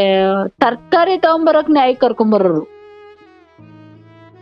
ಸರಿ ಅಮ್ಮ, ಆಯ್ತು. ಅಲ್ಲಿಂದ ಈಗ ನೀವು ಸಪರೇಟ್ ಬಂದಿರ್ಲಿಕ್ಕೆ ಅಂದ್ರೆ ಇಲ್ಲ, ಮತ್ತೆ ಬಂದ್ರು ಜೊತೆಲೆ. ನಾವು ಕೋರ್ಟಲ್ಲಿ ಐತೆ, ಇಲ್ಲ ಬೇಡ, ಇಲ್ಲಿರೋದ್ ಬೇಡ, ಇಲ್ಲಿ ಅವ್ರೂರಾಗೆಲ್ಲ ಗೊತ್ತಾಗ್ಬಿಡುತ್ತೆ ಅಂತ ಮತ್ತೆ ಕರ್ಕೊಂಬಂದ್ರು. ಮತ್ತೆ ಬೇರೆ ಮನೆ ಮಾಡಿ ಅದಕ್ಕೆ ಬೇರೆ ಮನೆ ಮಾಡಿದ್ಕೆ ಮತ್ತೆ ದುಡ್ಡು ಅಲ್ಲಿ ಕೊಡಲ್ಲ ದುಡ್ಡು. ಏನು ಅಡ್ವಾನ್ಸ್ ಕೊಡ್ಲಿಕ್ಕೆ ಮತ್ತೆ ನಾನೇ ಸಾಲ ಮಾಡೋದು. ಮತ್ತೆ ಹೆಂಗೋ ಬಂದವರೆಲ್ಲ ಬಿಡು ಅತಗಿ ಇರ್ತಾರೇನೋ ಅನ್ನೋ ಒಂದು ಉದ್ದೇಶ. ಮತ್ತೆ ಬರೋದು, ಇಲ್ಲೊಂದ್ ವಾರ ಇರೋದು, ಮತ್ತಿಲ್ಲೆಲ್ಲ ನಮ್ಮ ಅಪ್ಪ ಅಮ್ಮಂಗ್ ಮತ್ತೆ ಇವಳೇನು ಬರೀ ಏನಂದ್ರೆ ಬೇಡ ಆತರ ವರ್ಡೇ ನನ್ ಬಾಯಿಗೆ ಬರೋದ್ ಬೇಡ, ಆತರ ಮಾತಾಡೋರು. ಯಾವಾಗ ನೋಡೋರು ಮಿಡ್ ನೈಟ್ ಅಂದ್ರೆ ಮಿಡ್ ನೈಟಿಗೆ ಫೋನ್ ಮಾಡೋದು. ನಮ್ಮ ಅಪ್ಪ ಅಮ್ಮಂಗೆ, ನಮ್ ಚಿಕ್ಕಪ್ಪಂಗೆ, ಮತ್ತೆ ನನ್ ತಮ್ಮಂಗ್ ಬೆಂಗ್ಳೂರಲ್ಲಿ ಅವ್ನು ವರ್ಕ್ ಮಾಡ್ತಾವನೆ, ಅವನಿಗೆ ಫೋನ್ ಮಾಡೋದು. ಕೆಟ್ಟದಾಗೆಲ್ಲ ಜೊತೆಲಿ ಮಲ್ಕೊಳಲ್ಲ. ಹೇಳ್ಬಾರ್ದು. ಏನಂದ್ರೆ ನಿಮ್ಮ ಗುರು, ನಾನು ಏನ್ ನಂಬಿದೀನ ರಾಯರು, ಆ ರಾಯರು ದೃಷ್ಟಿನಲ್ಲಿ ನೋಡ್ತಾ ನಿಮ್ಗೆ ಹೇಳ್ತಾ ಇದೀನಿ. ಅವ್ರ ಹತ್ರ ಏನು ಮುಚ್ಚಿಡ್ಬಾರ್ದು. ನಾನು ಆ ದೇವ್ರ ಹತ್ರ ಬಿಟ್ರೆ ಬಾಕಿ ಯಾರ ಹತ್ರನೂ ನನ್ ಏನ್ ಈಗ ಹೇಳ್ತಾ ಇರೋದು ಸ್ವಲ್ಪ ಅಷ್ಟೇ. ನಾನ್ ಅನ್ಭವಿಸಿರೋ ನೋವು 4 ಗೋಡೆ 4 ರೋಡು. ಆ ಅಳು ಆ ದೇವ್ರಿಗೆ ಅಷ್ಟೇ ಗೊತ್ತಿರುತ್ತೆ. ಇನ್ ಯಾರ್ಯಾರಿಗೂ ಒಬ್ರಿಗೂ ಇದುವರೆಗಾಗಿ ಬಂದ್ ಎತ್ತು ತಾಯಿ ಅಂತಿದಾರ, ಒಬ್ರಿಗೂ ಆ ಎತ್ತು ತಾಯಿಗೂ ಸಮೇತ ಗೊತ್ತಿಲ್ಲ. ಅಷ್ಟು ನೋವು ತಿಂದಿದ್ದೀನಿ ನಾನು. ನಿಜವಾಗ್ಲು ಈ ಪ್ರಪಂಚದಲ್ಲಿ ಯಾವ್ದೇ ಕಾರಣಕ್ಕೂ ನನ್ನಂತ ಹೆಣ್ಮಗ್ಳು ಮಾತ್ರ ಯಾರಿಗೂ ಹುಟ್ಬಾರ್ದು, ಇಲ್ಲ ಇರ್ಲೇಬಾರ್ದು, ಹುಟ್ಲೇಬಾರ್ದು. ಅಷ್ಟು ನೋವು ತಿಂದಿದ್ದೀನಿ. ಇದುವರೆಗಾಗಿ ಒಂದ್ ಇರುವೆಗೂ ಸಹ ಯಾರನ್ನ ನಡ್ಕೊಂಡು ಹೋಗ್ತಿದ್ರೆ ಒಂದ್ ಇರುವೆನೂ ಸಾಹಸ ಇಲ್ಲ. ಅಷ್ಟು ಸ್ಮೂತ್ ಆಗಿ ಹೋಗ್ತಿ ಅನ್ನೋರು. ಅಷ್ಟು ಇದಕ್ಕೆ ಎಷ್ಟು ನೋವಾಗಿದೆ ಅಂದ್ರೆ ಅಷ್ಟು ನೋವಾಗಿದೆ. ಅಷ್ಟೆಲ್ಲ ಟಾರ್ಚರ್ ಕೊಟ್ರು. ಇದುವರೆಗಾಗಿ ನಾನು ಅವ್ರ ಹಾಳಾಗೋಗ್ಲಿ ಅಂತ ನಾನು ಯಾವತ್ತೂ ಅಂದಿಲ್ಲ. ಒಳ್ಳೇದಾಗ್ಲಿ ಅಂತಾನೆ ಈಗ್ಲೂ ಬಯಸ್ತೀನಿ. ಆದ್ರೂ ಯಾಕೆ ದೇವ್ರು ಇಷ್ಟೊಂದ್ ನೋವು ಕೊಡ್ತಾನೆ ಅಂತಾನೆ ಗೊತ್ತಾಗ್ಲಿಲ್ಲ. ಎಷ್ಟೊಂದ್ಸಲ ಹೇಳ್ಕೊಳ್ಳ ಯಾರು ಸಿಕ್ಕಿಲ್ಲ. ಒಬ್ರು ಫ್ರೆಂಡು ಇಲ್ಲ ಸರ್ ನನಗೆ, ಒಬ್ರು ಇಲ್ಲ, ಯಾರು ಅರ್ಥ ಮಾಡ್ಕೊಳಲ್ಲ ನನ್ಗೆ. ಅಮ್ಮ ಇದಾರ ಹೋಗ್ಲಿ. ಈಗ ನನ್ ತಮ್ಮ ಇಂಜಿನಿಯರಿಂಗ್ ಆಗಿ ಮದ್ವೆ ಆಯ್ತು, ಎಲ್ಲ ಆಯ್ತು. ಲೈಫಲ್ಲಿ ತುಂಬಾ ಚೆನ್ನಾಗಿರ್ಲಿ. ನಾನು ಯಾರಿಗೂ ಯಾವತ್ತೂ ಏನು ಮಾಡಿದ್ದಿಲ್ಲ. ಚೆನ್ನಾಗಿರ್ಲಿ ಅಂದ್ರೆ ಏನಾಯ್ತಂದ್ರೆ ಸುತ್ತಿ 7 ಹಳ್ಳಿ ಜನದಿಂದ ನನ್ಗೆ ಎಂತೆಂತ ನೋವು ಕೊಟ್ಟಿಯಾರೆ ಗೊತ್ತಾ. ಇವಳು ಸರಿ ಇಲ್ಲ, ಇವಳು ಅವ್ನು ಕರ್ಕೊಂಡೋಗೋರೆ. ಎಲ್ಲೂ ಅಷ್ಟು ವರ್ಷ ಸಾಕಿದ ಅಪ್ಪ ಅಮ್ಮನೆ ನಂಬ್ಲಿಲ್ಲ ನನ್ಗೆ. ಅವ್ನು ಹೇಳಿದ್ದೆಲ್ಲ ನಂಬ್ತಾ ಹೋದ್ರು. ಮತ್ ನಾನು ಏನಿಲ್ಲಿ? ನನಗೆ ಒಂದ್ ದೊಡ್ಡ ಪ್ರಶ್ನೆ ಆಗ್ಬಿಟ್ಟೈತಿ. ನಾನ್ ಯಾರು ಇಲ್ಲಿ? ನಾನೇ ಪ್ರಶ್ನೆ ಉಳ್ಕಂತೀನೇ ಇಲ್ವ? ಕೆಲವೊಂದಕ್ಕೆ ಉತ್ತರನೇ ಸಿಗಲ್ಲ, ಆತರ ಆಗೋಗ್ಬಿಟ್ಟೈತಿ. ಈಗ್ಲೂ ಕೋರ್ಟಲ್ಲಿ ಕೇಸ್ ನಡೀತೈತೆ, ಯಾರು ನ್ಯಾಯ ಕೊಡಿಸ್ತಾನೆ ಇಲ್ಲ. ನಾನ್ ಕೇಳ್ತೀನಿ, ನೀವೇನು ಬೇಡ ಮುಖಾಮುಖಿ ಮಾತಾಡ್ಸಿ, ನಾನು ಏನ್ ಮಾಡಿದೀನಿ ಅಂತ ಕೇಳ್ತೀನಿ ಅಂತಂದ್ರು ಯಾರು ಏನು ಹೇಳಲ್ಲ. ಸುಮ್ಮನೆ ಒಂಥರ ಟಾರ್ಚರು. ಏನು ಮಾಡ್ದೇ ಇರೋ ತಪ್ಪಿಗೆ ಎಲ್ಲ ಶಿಕ್ಷಣ ಎಲ್ಲರದು ಇದ್ ಮಾಡ್ತಿದೀನಿ. ನಾನು ಏನು ಅನ್ನೋದೇ ಗೊತ್ತಾಗ್ತಿಲ್ಲ, ಏನ್ ಹೇಳೋದು ಅಂತಾನೂ ಗೊತ್ತಾಗಲ್ಲ. ಇಲ್ಲ ಯಾರು ತಪ್ಪು ಇಲ್ಲ, ಅಪ್ಪ ಅಮ್ಮನ ಮಾತು ಕೇಳಿ ಅವ್ರದೇ ತಪ್ಪು. ಎಲ್ಲರ ಮಾತು ಕೇಳಿದೀನಿ. ಹೇಳ್ತಾರೆ ಅಪ್ಪ ಅಮ್ಮನೇ ದೇವ್ರು, ಪೂಜೆ ಮಾಡ್ಬೇಕು, ಯಾವ ದೇವ್ರು ಇಲ್ಲ, ಎಲ್ಲೂ ಇಲ್ಲ ಅಂತಾರೆ. ಅಪ್ಪ ಅಮ್ಮನೇ ದೇವ್ರು ಅನ್ಕೊಂಡಿದ್ದೆ, ಮತ್ತೆ ಏನ್ ಸಿಕ್ತು ನನ್ಗೆ? ಈಗ್ಲೂ ಅವ್ರು ಒಳ್ಳೇದಾಗ್ಲಿ ಅಂತಲೇ ಬಯಸ್ತೀನಿ. ಇಲ್ಲ ನನ್ನಿಂದ ನೋವು ತಿಂತಾರೆ ಅಂತ ಹೇಳ್ಬಿಟ್ಟು ನಾನೇ ನೋವು ತಿಂದಿನಿ, ಅವ್ರಿಗೇನು ಹೇಳೋದೇ ಇಲ್ಲ. ಇದ್ರಲ್ಲಿ ನನ್ ತಪ್ಪೇನಿತ್ತು? ಏನಿದೆ ಇದ್ರಲ್ಲಿ ನನ್ ತಪ್ಪು? ಇಲ್ಲ ನನ್ ಡಿಸಿಷನ್ ತಗೊಳೋದ್ರಲ್ಲಿ ತಪ್ಪು ಮಾಡದ್ನ? ಇಲ್ಲ ಅಪ್ಪ ಅಮ್ಮನ್ ನೋಯ್ಸು ಹೋದ್ರೆ ಅವ್ರ ಮನ್ಸಿನ ನೋವು ನಮ್ ಶಾಪ ಬಿಡುತ್ತ ಅಂತಲ್ಲ, ಅದ್ರಲ್ಲಿ ಏನ್ ತಪ್ಪಿತ್ ನನ್ಗೆ? ಇಲ್ಲ ಗಂಡನ್ ಮನ್ಸ್ ನೋಯ್ಸಿರಿ ಅವನೇ ದೈವ, ಅವನ್ ಮನ್ಸ್ ನೋಯ್ಸಿರಿ ಒಳ್ಳೇದಾಗತ್ತ, ಅವನು ಅತ್ತೆ ಮಾವನೇ ನನ್ನ ಅಪ್ಪ ಅಮ್ಮ ಅನ್ಕೊಂಡೆ, ಅದು ನನ್ ತಪ್ಪ? ಇಲ್ಲ ಎಲ್ಲರೂ ಜೊತೆಯಾಗಿರ್ಬೇಕು ಅಂತ ಬಯಸ್ತೆ, ಅದು ತಪ್ಪ? ಇಲ್ಲಿ ಏನ್ ತಪ್ಪೈತೆ ನಂದಂತ? ಯಾರಿಗೂ ನೋವು ಕೊಟ್ಟಿಲ್ಲ. ನಮ್ಮ ಮಾವ ಅಷ್ಟ್ ಮೋಸ ಮಾಡದ್ನ, ಅವ್ರಿಗೂ ನೋವು ಕೊಟ್ಟಿಲ್ಲ. ಹೋಗ್ಲಿ ಬಿಡು, ದೇವ್ರು ಅವ್ರಿಗೂ ಮಕ್ಳನ್ ಕೊಟ್ಟಿಯೇನೆ, ಅಪ್ಪ ಅಮ್ಮ ಆಗಿರ್ಲಿ, ಅವರು ಚೆನ್ನಾಗಿರ್ಲಿ. ಅದ್ ದುಡ್ಡಲ್ಲಿ ಹೋಗಿರೋದು, ಅದು ಒಂದು ವಸ್ತು ನನಗೆ ಅಂತ ಸಂಪಾದನೆ ಮಾಡ್ಬೋದ್ ನಾವು. ಇಲ್ಲ ಅವ್ರ ಅಪ್ಪ ನಮ್ಮ ಅಪ್ಪ ಅಮ್ಮನೇ ಅನ್ನೋರು, ಅವ್ನು ಉದ್ಧಾರ ಆಗ್ತಾನ? ಅವ್ನು ಇಷ್ಟೊಂದ್ ಮೋಸ ಮಾಡಿ ನಿನ್ಗೆ ನೀವ್ ಹಂಗ ಅನ್ಬೇಡಿ, ಶಾಪ ಇಕ್ಬೇಡಿ, ಅವ್ರಿಗೆ ಒಳ್ಳೇದಾಗಲ್ಲ. ಅವ್ರಿಗೂ ಮಕ್ಳಿದಾವೆ, ಜಾಸ್ತಿ ವರ್ಷದ್ಮೇಲೆ ಮಕ್ಳಾಗಿದಾವೆ, ಅವ್ರಿಗೆ ಅಪ್ಪ ಅಮ್ಮ ಇಲ್ಲಿ, ಅವ್ನ್ ಇಲ್ವೇ ಇಲ್ಲ ಇವತ್ತು.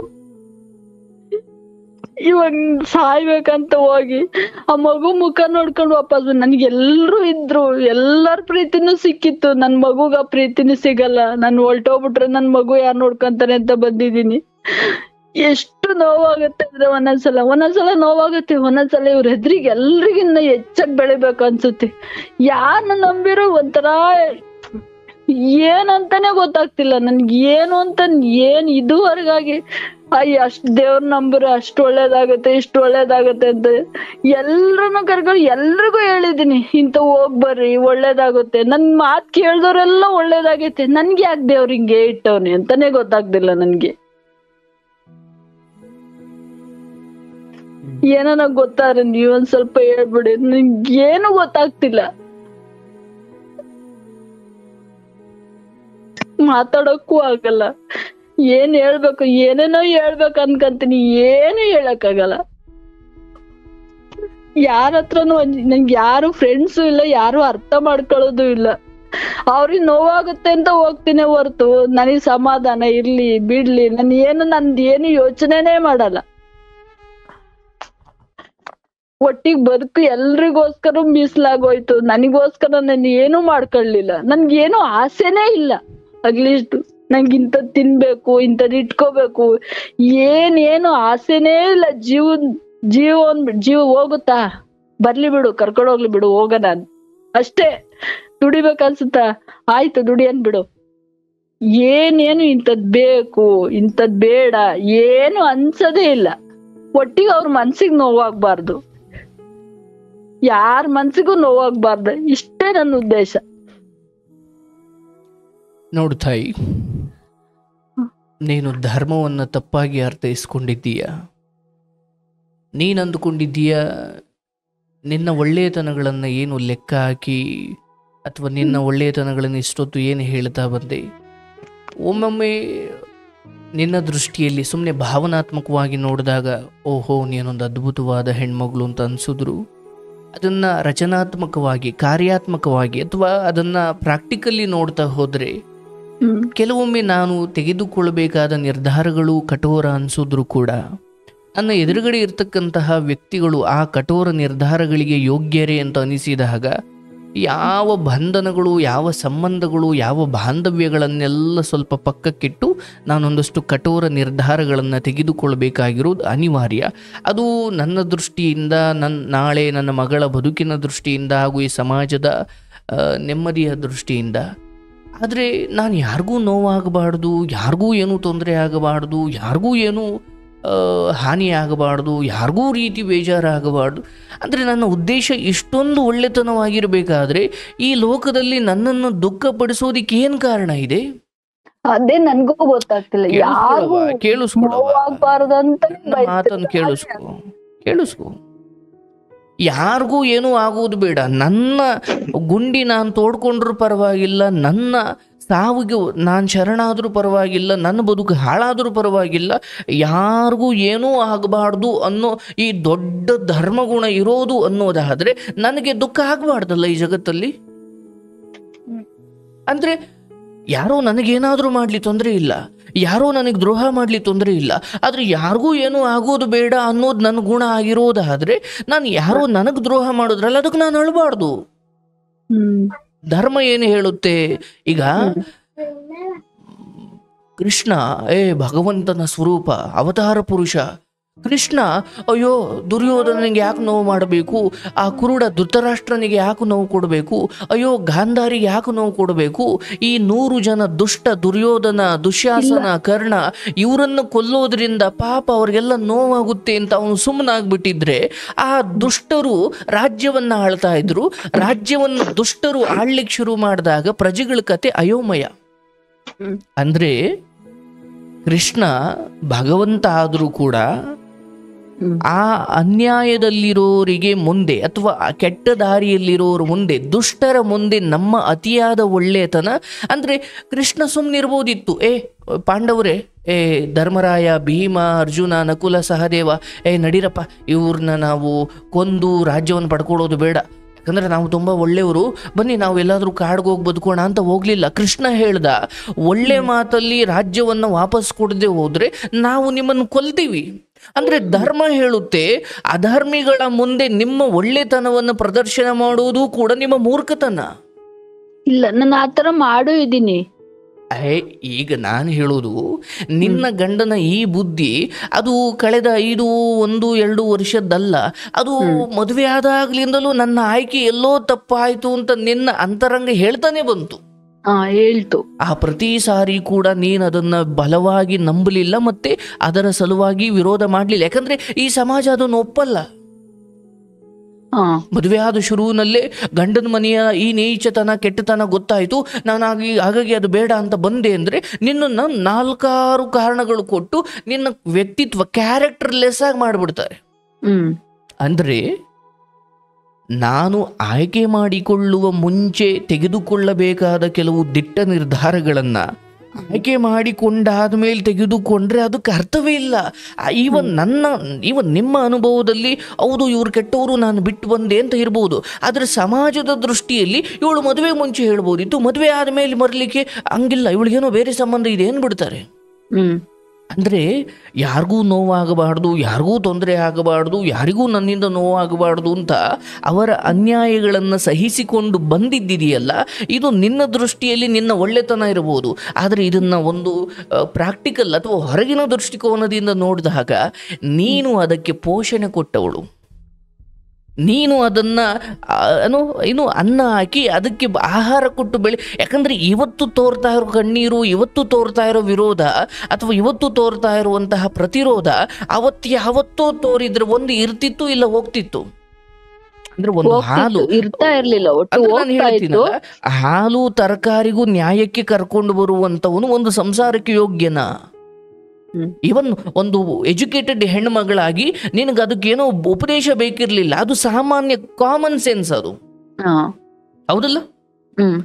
ನಾನು ಯಾವ ಸಮಯದಲ್ಲಿ ವಿರೋಧ ಮಾಡಬೇಕಿತ್ತು, ಯಾವ ಸಮಯದಲ್ಲಿ ನಾನೇ ಬುದ್ಧಿ ಕಲಿತು ಹೊರಗಡೆ ಬಂದು ನಾನು ದುಡ್ದಿರೋ ಹಣವನ್ನು ನಾನು ಕಾಪಾಡಿಕೊಂಡು ನಾನು ಸೇವಿಂಗ್ಸ್ ಮಾಡಿಕೊಂಡು ನಾನೆಲ್ಲ, ಅಂದರೆ ನೀನು ಸೇವಿಂಗ್ಸ್ ಮಾಡ್ಕೊಳ್ತೀಯ, ಅವ್ರ ಗಂಡನಿಗೆ ಏನೂ ಕೊಡ್ತಿಲ್ಲ ಅಂದ್ರೆ ಅದರ ಅರ್ಥ ನೀನು ಸ್ವಾರ್ಥಿ ಅಂತ ಅಲ್ಲ, ಅವರೆಲ್ಲರ ಮನಸ್ಥಿತಿಗಳು ಗೊತ್ತಾಗಿ ನೀನು ಬುದ್ಧಿ ಕಲ್ತಿದೀಯ ಅಂತ ಅರ್ಥ. ಆದರೆ ನಿನ್ನ ಒಳ್ಳೆತನವನ್ನು ಪ್ರದರ್ಶನ, ನೀನು ಒಳ್ಳೆಯವಳು ಹೌದು, ನಿನ್ನ ಒಳ್ಳೆತನ ಹೌದು, ಆದರೆ ದುಡ್ದಿದ್ದು ಕೊಟ್ಟಿದ್ದು, ದುಡ್ದೆ ಅವ್ರಿಗೆ ಕೊಟ್ಟೆ, ದುಡ್ದೆ ಅವ್ರಿಗೆ ಕೊಟ್ಟೆ ಅಂದರೆ ನಾನು ಕೊಡ್ತಾ ಇರೋ ಹಣ, ಈಗ ಉದಾಹರಣೆಗೆ ನಾನು ಸರ್ಕಾರಕ್ಕೋ ಅಥವಾ ಯಾರಿಗೋ ಒಂದು ಆಶ್ರಮಕ್ಕೋ ದಾನ ಕೊಡ್ತಾ ಇದ್ದೀನಿ, ಅದು ನೇರವಾಗಿ ಉಗ್ರಗಾಮಿಗಳಿಗೆ ಹೋಗ್ತಾ ಇದೆ ಅನ್ನೋದಾದರೆ ನಾನು ಕೊಡೋದು ನಿಲ್ಲಿಸಬೇಕಲ್ಲ. ಅಯ್ಯೋ ನಾನು ಪಾಪ ಆಶ್ರಮದವರು ಎಷ್ಟು ಒಳ್ಳೆಯವರು, ನನಗೆ ಆಶ್ರಮದವರು ಒಳ್ಳೆತನ ಕೆಟ್ಟತನ ಬೇಕಿಲ್ಲ, ಅಂತಿಮವಾಗಿ ಅದು ಒಳ್ಳೇದಕ್ಕೆ ಉಪಯೋಗ ಆಗುತ್ತಾ ಆಗಲ್ವಾ ಅನ್ನೋದು ಅಷ್ಟೇ ಬೇಕಾಗಿರೋದು. ಈ ಗಂಡ ಅಥವಾ ಈ ಅತ್ತೆ ಮಾವ ನೀನು ಹೊರಗಡೆಯಿಂದ ದುಡ್ಕೊಂಡು ಬರ್ತೀಯ, ಮನೆ ಒಳಗಡೆನೂ ಕಷ್ಟಪಡ್ತೀಯ, ಅಂದರೆ ನಿನ್ನ ಭಾವನೆಗೆ, ನಿನ್ನ ವ್ಯಕ್ತಿತ್ವಕ್ಕೆ, ನಿನ್ನ ಶ್ರಮಕ್ಕೆ ಯಾವ ಬೆಲೆಯೂ ಅಲ್ಲಿ ಇಲ್ಲ ಅಂದಾಗ ನೀನು ಮಾತ್ರ ಅಲ್ಲ, ಇದನ್ನು ಕೇಳ್ತಾ ಇರೋ ಯಾವ ಹೆಣ್ಮಗಳಾದರೂ ಕೂಡ ಆ ಜಾಗದಲ್ಲಿ ಇರಬೇಕು ಅಥವಾ ಇರಬಾರ್ದು ಆಕೆ ನಿರ್ಧಾರ ಮಾಡೋ ಸಮಯ ಅದು. ಬಟ್ ಹೊರಗಿನ ಸಮಾಜದ ಮಾತಿಗನ್ನು ಎದುರುಕೊಂಡು ಅಲ್ಲೇ ಉಳ್ಕೊಂಡ್ಬಿಡ್ತಾರೆ, ಹೌದಲ್ಲ? ಹಾ ನಿಮ್ಗೂ ಎಷ್ಟೋ ಸಾರಿ ಇದು ಅನ್ಯಾಯ, ಇವ್ರು ಮಾಡ್ತಿರೋದು ಸರಿ ಅಲ್ಲ ಅಂತ ನಿನಗೂ ಗೊತ್ತು. ಆದ್ರೆ ಹತ್ಕೊಂಡು ಸುಮ್ಮನಾದೆ ಹೊರತು ಇವತ್ತು ತೋರ್ತಾ ಇರೋ ವಿರೋಧ ಅವತ್ತು ಯಾವತ್ತೂ ತೋರ್ಲಿಲ್ಲ ನೀನು. ಅಂಡ್ ಇವತ್ತು ಹೇಳ್ತಾ ಇದೀಯ ತಾಯಿ, ನಾನು ಎಲ್ಲರಿಗೂ ಒಳ್ಳೇದು ಬಯಸಿದೆ. ಹೌದು, ಒಳ್ಳೇದು ಬಯಸೋದು ಅದು ಯಾವತ್ತೂ ಸ್ವರ್ಗಕ್ಕೆ ದಾರಿ, ಇನ್ನು ಮುಂದೆಯೂ ಬಯಸು. ಆದ್ರೆ ನಿನ್ನ ಒಳ್ಳೆತನಕ್ಕಲ್ಲಿ ಕಿಂಚಿತ್ತೂ ಬೆಲೆ ಇಲ್ಲ ಅಂದಾಗ ಆ ಒಳ್ಳೆತನ, ಅದೇ ಆ ಒಳ್ಳೆತನವನ್ನ ರೂಟ್ ಚೇಂಜ್ ಮಾಡು. ಅದನ್ನ ಅನ್ನವನ್ನ ಹಸ್ದವ್ರಿಗೆ ಕೊಡಬೇಕು, ನೀರನ್ನ ಬಾಯಾರ್ದವ್ರಿಗೆ ಕೊಡಬೇಕು, ಪ್ರೀತಿಯನ್ನ ಬಯಸಿದವ್ರಿಗೆ ಕೊಡಬೇಕು. ಇದೇ ಮಾಡ್ತಾ ಇರೋದು. ಅದು ಅವರು ಅಸ್ತೋರಿಗೆ ಕೊಟ್ರು ನಾ ತುಂಬಿ ತುಂಬ್ತಾ ಅದು ಕೇಡಾಗ್ ಬೇಕಾಗಿರೋದು ಇದು ಯಾಕೆ ಅಂತ ಗೊತ್ತಾಗ್ತಿಲ್ಲ ನನಗೆ. ನಿನಗೆ ಅಲ್ಲಿ ಬೆಲೆ ಇರೋದು ನೀನು ದುಡಿತಾ ಇದೀಯ. ನೀನು ದುಡಿತಾ ಇಲ್ಲ, ನೀನು ₹1 ಉಪಯೋಗ ಇಲ್ಲ ಅಂದಿದ್ರೆ ಬಹುಶಃ ಯಾವತ್ತೂ ನೀನನ್ನು ಹೊರಗಡೆ ಹಾಕ್ತಾ ಇದ್ರು. ಇದಾಗಿತ್ತು, ಇದು ಅನುಭವ ಆಗಿದೆ. 10 ತಿಂಗಳು ಮಟ್ಟಿಗೆ ದುಡಿಲಿಲ್ಲ ಅಂತ ಮನೇಲೇ ಇದ್ದೆ. ಆವಾಗ್ಲೂ ಆ ಅನುಭವ ಎಲ್ಲ ಅನುಭವ ಆಗಿದೆ. ಅಂಡ್ ಇವತ್ತು ತಾಯಿ ನಿನಗೆ ನಾನು ಹೇಳೋದು, ಹೊರಗಡೆ ಬಂದಿದ್ದೀಯಾ ಅಂದ್ರೆ ಈ ಹಿಂದೆ ಏನಾಯ್ತು, ನಾವು ಬೆಳಿಗ್ಗೆವರೆಗೂ ಕೂತು ಮಾತಾಡಿದ್ರು ಅದಕ್ಕೆ ಬಹುಶಃ ನೀನು ಎಲ್ಲಿ ತಪ್ಪು ಮಾಡಿದೆ ಅನ್ನೋದನ್ನು ನಾನು ಧರ್ಮಗಳ ಸೂಕ್ಷ್ಮವನ್ನು ಬಿಡಿಸಿ ಹೇಳಿದೆ. ಯಾಕಂದ್ರೆ ನಾನು ಎಲ್ಲರಿಗೂ ಒಳ್ಳೇದು ಬಯಸೋದು, ನಾನು ಎಲ್ಲರಿಗೂ ಒಳ್ಳೇದನ್ನ ಆಗ್ಲಿ ಅಂತ ಹಾರೈಸೋದು, ಹೀಗೆ ಹಾರೈಸ್ತಾ ನನ್ನ ಬುಡವೇ ಅಳ್ಳಾಡೋ ಮಟ್ಟಕ್ಕೆ ನಾನು ಒಳ್ಳೆಯವಳಾಗಬಾರ್ದು. ಇದೇ ನಾನ್ ಮಾಡಿದ್ದು. ಏನ್ ಗೊತ್ತಾ, ಈಗ ನಾನು ಎಲ್ರಿಗೂ ಎಲ್ಲ ಅನ್ಯಾಯ ನಡೀತಾ ಇದೆ ಅಂತ ಹೇಳಿದ್ರೆ ನಾನು ನಿಂತ್ಕೋತೀನಿ. ನಾನು ಯಾರಿಗ ಅನ್ಯಾಯ ನಡೀತಾ ಇದ್ರು ಅವ್ರ ಮುಂದೆ ನಿಂತ್ಕೊಂಡು ನನಗೆ ಇದ್ರ ಮೇಲೆ ಅವ್ರಿಗೆ ಹೋಗ್ಬೇಕು. ಆತರ ಅನ್ಯಾಯ ನನಗ್ ಅನ್ಯಾಯ ನಡೀತಾ ಇದೆ ಅಂದ್ರೆ ಬಿಡಂಗಿಲ್ಲ ನಾನು. ಇಲ್ಲ ನ್ಯಾಯ ಇರ್ಬೇಕು, ಇಲ್ಲ ಅನ್ಯಾಯ ಇರ್ಬೇಕು. ಇಲ್ಲಿ ನಿನ್ನ ಗಂಡ, ನಿನ್ನ ಅತ್ತೆ ಮಾವನ ವಿಚಾರವಾಗಿ ನಿನಗೆ ಯಾವಾಗ್ಲೂ ಅಲ್ಲಿ ಅನ್ಯಾಯ ಕಂಡು ಬರ್ತಾನೆ ಇತ್ತು, ಹೌದಲ್ಲ?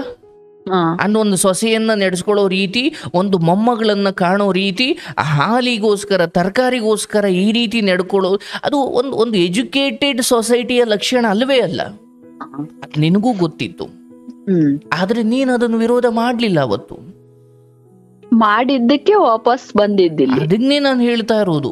ಯಾವ ಸ್ಥಿತಿ ಬರೀ ವಿರೋಧ ಮಾಡಿದ್ದಿಲ್ಲ, ಬರೀ ಪ್ರಶ್ನೆ ಮಾಡಿದ್ದಷ್ಟೇ. ಯಾಕೆ ಈಗ ಮಾಡ್ತಿದ್ದೀರಾ, ಬರೀ ಇಷ್ಟೇ ನನ್ ಪ್ರಶ್ನೆ. ಬಾಕಿ ದೊಡ್ಡದಾಗ ಗಲಾಟೆ ಮಾಡಿಲ್ಲ, ಮತ್ತೆ ಯಾರು ಕೇಳಿಸ್ದಂಗ ಹೊರ್ಗಡೆ ಒಂದೇ ಒಂದ್ ಮಾತು ಈಚೆಗ್ ಜೋರ ಮಾತಾಡಿದ್ದಿಲ್ಲ, ಏನಿಲ್ಲ.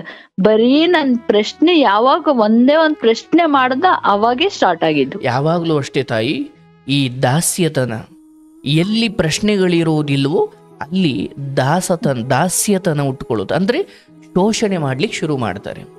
ಯಾವಾಗ ನೀನು ಪ್ರಶ್ನೆ ಮಾಡ್ತೀಯೋ, ಅಂದ್ರೆ ಅವ್ರು ಹೇಳ್ದಂಗೆ ನೀನು ಏನೂ ಪ್ರಶ್ನೆ ಮಾಡದೇನೆ ಅವ್ರು ಹೇಳ್ದಂಗೆ ಕೇಳ್ಕೊಂಡು ಹೋದ್ರೆ ನಿನಗಿಂತ ಬಂಧುವಿಲ್ಲ, ನಿನಗಿಂತ ಒಳ್ಳೆಯವಳಿಲ್ಲ.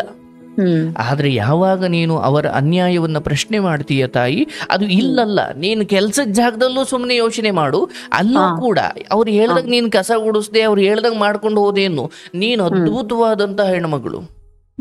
ಅಲ್ಲೂ ಕೂಡ ಯಾರ್ದೋ ದೋಷವನ್ನ ನೀನು ಎತ್ತಿ ಇಡದೆ ಪ್ರಶ್ನೆ ಮಾಡದೆ ಏನು, ಅವತ್ತಿಂದ ಅವ್ರ ದೃಷ್ಟಿಯಲ್ಲಿ ನೀನು ವಿಲನ್. ಇದು ನಿನ್ನ ಮನೆಯಲ್ಲಿ ಮಾತ್ರ ಅಲ್ಲ, ಇದು ಲೋಕದ ನಿಯಮ. ರಾವಣ ಸೀತೆಯನ್ನು ಹೊತ್ಕೊಂಡು ಹೋದಾಗ, ಅಯ್ಯೋ ಬಿಡಪ್ಪ ಅವನು ರಾಜ ಹೊತ್ಕೊಂಡು ಹೋಗ್ಲಿ ಅಂತ ರಾಮ ಸುಮ್ಮನಾಗಿದ್ರೆ ರಾಮಾಯಣವೇ ಇಲ್ಲ ಅಲ್ಲಿ. ಯಾಕೆ ಹೋದಪ್ಪ, ಯಾಕೆ ಈ ತಪ್ಪು ಮಾಡ್ದೆ ಅಂತ ಪ್ರಶ್ನೆ ಮಾಡಿದ್ಕೆ ಅಲ್ಲಿ ಯುದ್ಧ ನಡೆದಿದ್ದು.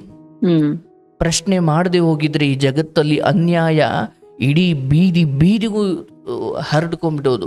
ಪ್ರಶ್ನೆ ಮಾಡುವ ಮನಸ್ಥಿತಿ ಇದ್ದಾಗಲೇ ಧರ್ಮ ಮೇಲ್ ಬರುತ್ತೆ, ಅಧರ್ಮ ಸ್ವಲ್ಪ ಪಾತಾಳಕ್ಕೆ ಹೋಗುತ್ತೆ.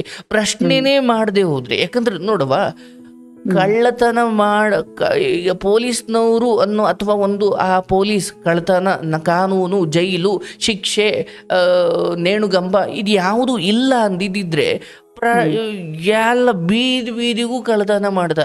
ಅಂಥದ್ದೇನೋ ಒಂದಿದೆ, ತಪ್ಪು ಮಾಡಿದಾಗ ಯಾಕಯ್ಯ ತಪ್ಪು ಮಾಡಿದೆ ಅಂತ ಕೇಳೋಕೊಂದು ಕಾನೂನು ಇದೆ ಅನ್ನೋ ಕಾರಣಕ್ಕೆ ತಪ್ಪುಗಳು ಹಿಂದೆ ಮುನ್ನೋ ಆದ್ರೂ ಮಾಡ್ತಾರೆ, ಬಟ್ ಹಿಂದೆ ಮುಂದೆ ನೋಡ್ತಾವ್ರೆ. ಇಲ್ಲ ಸರ್, ನಾನು ಕಂಡು ಮಟ್ಟಿಗೆ ಯಾವ ಇದು ಎಲ್ಲೂ ನನಗೆ ನ್ಯಾಯನೇ ಸಿಗ್ಲಿಲ್ಲ. ಪೊಲೀಸ್ ಸ್ಟೇಷನ್ ಹೋಗಿದೀವಿ, ಈಗ್ಲೂ ಮಾತಾಡಿಸ್ತಾರೆ.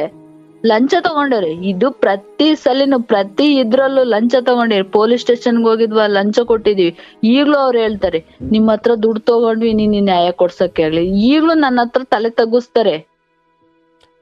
ಆದ್ರೆ ನಾನ್ ನಿಮಗೆ ಸಲಹೆ ನೀಡೋದು ತಾಯಿ, ಇಂತಹ ಪರಿಸ್ಥಿತಿಯಲ್ಲಿ ಕೆಲವೊಮ್ಮೆ ಹೋರಾಟ ಮಾಡಬೇಕು ಅಂದ್ರೆ ನಮಗೊಂದು ಶಕ್ತಿ ಇರಬೇಕು.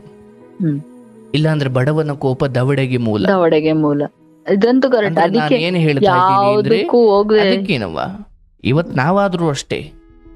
ಅಂದ್ರೆ ಸುಮ್ಮನೆ ಒಬ್ಬ ವ್ಯಕ್ತಿ ಪೊಲೀಸ್ ಠಾಣೆಗೆ ಹೋಗಿ ನನ್ನ ಕೇಸ್ ತಗೊಳ್ಳಿ ಅಂದ್ರೆ ಪೊಲೀಸ್ನವರು ಆತನನ್ನು ಉಪಚಾರ ಮಾಡೋದಕ್ಕೂ ಒಬ್ಬ ಲಾಯರ್ ಸಮೇತ ಹೋದಾಗ ಅವನನ್ನು ಉಪಚಾರ ಮಾಡೋದಕ್ಕೂ ವ್ಯತ್ಯಾಸ ಇದೆ. ಅರ್ಥ ಆಯ್ತಲ್ಲ? ಅಂದ್ರೆ ಯಾವುದೋ ದೊಡ್ಡ ಇನ್ಫ್ಲೂಯೆನ್ಸ್ ಇಟ್ಕೊಂಡು ಲಾಯರ್ ಇಟ್ಕೊಂಡು ಹೋದ್ರೆ ತಕ್ಷಣ FIR ಆಗ್ತಾರೆ. ಅದೇ ಸಾಮಾನ್ಯ ಒಬ್ಬ ವ್ಯಕ್ತಿ ಹೋದ್ರೆ ಕೂತ್ಕೊಳ್ಳಯ್ಯ ಇನ್ನು ಕೆಲಸ ಐತ್ ನಮಗೆ ಅಂತಾರೆ. ಅಂದ್ರೆ ಮುಖ ನೋಡಿ ಮಣೆ ಹಾಕುವುದು ಹಿಂದೆಯಿಂದಲೂ ನಡ್ಕೊಂಡು ಬಂದ್ಬಿಟ್ಟಿದೆ ಅವ್ವ. ಇಲ್ಲಿ ನಾವು ಅಯ್ಯೋ ಯಾಕೆ ಹಿಂಗಿದೆ ಅಂತ ಬಾಯಿ ಬಡ್ಕೊಂಡ್ರೆ ಆಗಲ್ಲ. ಅಲ್ಲ, ಯಾಕೆ ಆ ವಿದ್ಯೆ ಕಲ್ತಿರಲ್ವಾ, ಅದಕ್ಕೆ ಒಂದ್ ಸ್ವಲ್ಪ ವಿವೇಕ ಇರೋದ್ ಬೇಡ್ವಾ? ಅದು ಹಣ, ಭ್ರಷ್ಟಾಚಾರ ಈ ವ್ಯವಸ್ಥೆಗಳ ಮುಂದೆ ಅಥವಾ ದುಡ್ಡಿರೋರು ಈ ಭ್ರಷ್ಟ ವ್ಯವಸ್ಥೆಗಳ ಮುಂದೆ ಧರ್ಮ ತುಂಬಾ ಪಾತಾಳಕ್ಕೆ ಹೋಗಿದೆ. ಧರ್ಮ ಒಂಟಿ ಕಾಲಲ್ಲಿ ನಿಂತಿದೆ. ನನ್ನ ಇದ್ರಲ್ಲಿ ಇಲ್ವೇ ಇಲ್ಲ ಅನ್ಸುತ್ತೆ. ಧರ್ಮನೇ ಇಲ್ಲ, ಧರ್ಮನೂ ಇಲ್ಲ, ನ್ಯಾಯ ಇಲ್ಲ, ಏನು ಇಲ್ಲ. ಕೇಳಿಸ್ಕೊಳವ, ನಿನಗ್ ಕೆಲ್ಸ ಕೊಟ್ಟು ತಿಂಗಳ ನಿನ್ ಕೆಲ್ಸಕ್ಕೆ ಸಂಬಳ ಕೊಡ್ತಾ ಇದಾರಲ್ವಾ, ಹೌದಲ್ವಾ? ಅದು ಧರ್ಮ ಇಲ್ವಾ? ಅಲ್ಲಿ ಇದೆ ತಾನೆ ಧರ್ಮ ಇದೆ. ಅಂದ್ರೆ ಏನಾಗುತ್ತೆ ಗೊತ್ತಾ, ಅಲ್ಲೂನಾ ನಾನ್ ಹೇಳೋದ್ ಕೇಳಿಸ್ಕೊಳವ, ನೀನ್ ದುಡ್ದಿದ್ದ ನಿನ್ನ ದುಡಿಸ್ಕೊಂಡು ತಿಂಗಳ ಅಂತ್ಯದಲ್ಲಿ ನಿನ್ನನ್ನು ಒದ್ದು ಹರಿಕ್ ಹಾಕೋ ಬುದ್ಧಿ ಯಾರು ತೋರಿಲ್ಲ. ಮತ್ತೆ ನೀನು ಹೋಟ್ಲಿಗೆ ಹೋಗಿ ದುಡ್ಡು ಕೊಟ್ಟು ಫಸ್ಟ್ ಏನು ಕೌಂಟ್ರಲ್ಲಿ ಟಿಕೆಟ್ ತಗೊಂಡು ಹೋಗಿ 2 ಇಡ್ಲಿ ಕೊಡಿ ಅಂತ ಕೇಳಿದಾಗ ಇಲ್ಲಿ ಕೌಂಟ್ರಲ್ಲಿ ದುಡ್ಡು ಕಟ್ಟಿಸ್ಕೊಳ್ತೀವಿ ಅಷ್ಟೇ, ಇಡ್ಲಿ ಕೊಡಲ್ಲ ಅಂತ ಒದ್ದು ಯಾರು ಓಡಿಸಿ ಅಂದ್ರೆ ಎಲ್ಲೆಲ್ಲೋ ಧರ್ಮ ಇನ್ನೂ ಇದೆ. ಬಟ್ ವಿಷಯ ಏನಂದ್ರೆ ನನಗೆ ಮುಖ್ಯವಾದ ಜಾಗಗಳಲ್ಲಿ ನನಗೆ ಧರ್ಮ ಕಾಣದೇ ಇರೋದ್ರಿಂದ ಧರ್ಮವೇ ಇಲ್ಲ ಅಂದ್ಕೊಂಡ್ಬಿಟ್ಟಿದ್ದೀನಿ ನಾನು. ಅದೇ ಮೈಂಡ್ ಅಲ್ಲಿ. ಹೌದು, ಮುಖ್ಯವಾದ ಜಾಗಗಳಲ್ಲಿ ಈ ಪೊಲೀಸ್ ಅಥವಾ ಇಂಥ ವಿಚಾರಗಳಲ್ಲಿ ನಾನು ಅಂದ್ಕೊಂಡಿದ್ದಾಗದೇ ಇರೋದ್ರಿಂದ ನಾನೇನ್ ನಿರ್ಧಾರಕ್ಕೆ ಬಂದ್ಬಿಡ್ತೀನಿ, ಇಲ್ಲ ಧರ್ಮವೇ ಇಲ್ಲ ಅನ್ಕೊಂಡ್ಬಿಡ್ತೀನಿ ನಾನು. ಇಲ್ಲ ತಾಯಿ, ಧರ್ಮ ಇರೋದ್ರಿಂದಲೇ ಈ ಜಗತ್ತಿನ್ನೂ ಇದೆ. ಇನ್ನೂ ಆ ಧರ್ಮ ಮೇಲೆ ಬರುತ್ತೆ, ಮತ್ತದಕ್ಕೆ ಮಹಾಪುರುಷರು ಬರ್ತಾ ಇರ್ತಾರೆ. ನಿನಗೆ ಅದ್ರ ಬಗ್ಗೆ ಭಯ ಬೇಡ ತಾಯಿ. ಈಗ ನೀನು ಕಣ್ಣು ಮುಂದಿರೋದು ಇವರ ಎಲ್ಲ ದುಷ್ಟತನದ ಕುತಂತ್ರಗಳಿಂದ ನಿನ್ನನ್ನು ನೀನು ರಕ್ಷಣೆ ಮಾಡ್ಕೋ. ಕಾನೂನು ಕೊಡುವ ತೀರ್ಪು ಬೇರೆ, ಆದ್ರೆ ನಾನು ಇವರೆಲ್ಲರಿಂದ ಸಮಾಜ ಗಂಡನ ಬಿಟ್ಟವಳು ಹೌದು ಇದು ಏನಾದ್ರೂ ಅನ್ಲಿ, ನನ್ನ ಮಗಳಿಗೆ ಶಿಕ್ಷಣ ಕೊಡಬೇಕು, ನನ್ನ ಮಗಳಿಗೆ ಶಿಕ್ಷಣ ಕೊಡಬೇಕು, ನನ್ನ ಮಗಳಿಗೆ ಇವರೆಲ್ಲರ ಕುತಂತ್ರಗಳಿಂದ ಆಕೆಯನ್ನು ಹೊರಗಡೆ ಇಟ್ಟು ಬೆಳೆಸಬೇಕು. ನಾನು ಏನು ಕಷ್ಟಪಟ್ಟುಕೊಂಡು ಬಂದೆ, ಅವ್ರಿಗೆ ಕೊಟ್ಟೆ, ಅವನಿಗೆ ಕೊಟ್ಟೆ, ಅವ್ರಿಗೆ ಕೊಟ್ಟೆ, ಇದೆಲ್ಲ ನೆನಪೇ ಇಲ್ಲ ನನಗೆ. ನನ್ ಕೊಟ್ಟೆ ಅನ್ನೋದಕ್ಕಿನ್ನ ಭಗವಂತ ನಮಗ್ ಕೊಡ್ತಾನಲ್ವಾ, ಅವ್ರಿಗೆ ಗೊತ್ತಿದ್ದು ಏನ್ ಕೊಡ್ತಾರ. ನೀನ್ ಕೊಟ್ಟಿರುವುದು ಧರ್ಮವೇ ತಾಯಿ. ಆದ್ರೆ ನನಗೆ ನನ್ನ ಭವಿಷ್ಯ ಅಂದ್ರೆ ಅದು ಆರೋಗ್ಯ ಕೆಡಬಹುದು, ಏನೋ ಆಗಬಹುದು. ನಾನು ನನ್ನ ಹತ್ರ ಇಟ್ಕೊಂಡಿದ್ರೆ ಯಾರೋ ಒಬ್ರಿಗೆ ಅವನು ಶತ್ರು ಆಗ್ಲಿ ಕೈ ನೀಡಿ ಒಬ್ರಿಗೆ ಕೊಡ್ಬೋದು. ನನ್ನ ಹತ್ರ ಏನೂ ಇಲ್ಲ ಅಂದ್ರೆ ನಾನು ಅವ್ರಿಗೇನು ಕೊಡೋದು? ಅಂದ್ರೆ ನಾನು ಹೇಳ್ತಿರೋದು ನಿನ್ನ ದುಡಿಮೆಯನ್ನ ನೀನು ಕಾಪಾಡ್ಕೊ. ಅಂದ್ರೆ ನನ್ನ ಗಂಡ ಅವನ ದುಡಿಮೆ ತಂದು ನನ್ನ ಕೈ ಕೊಡ್ತಿದ್ದ, ನನ್ನ ದುಡಿಮೆ ತಗೊಂಡೋಗಿ ಗಂಡನ ಕೈ ಅಷ್ಟು ನಂಬಿಕಸ್ಥ ದಂಪತಿಗಳು ನಮಗೆ ಯಾಕೋ ಈ ಜನ್ಮದಲ್ಲಿ ಸಿಕ್ಕಿಲ್ಲ ಅಂದಾಗ ನಾವು ಬುದ್ಧಿವಂತರಾಗ್ಬಿಡ್ಬೇಕು.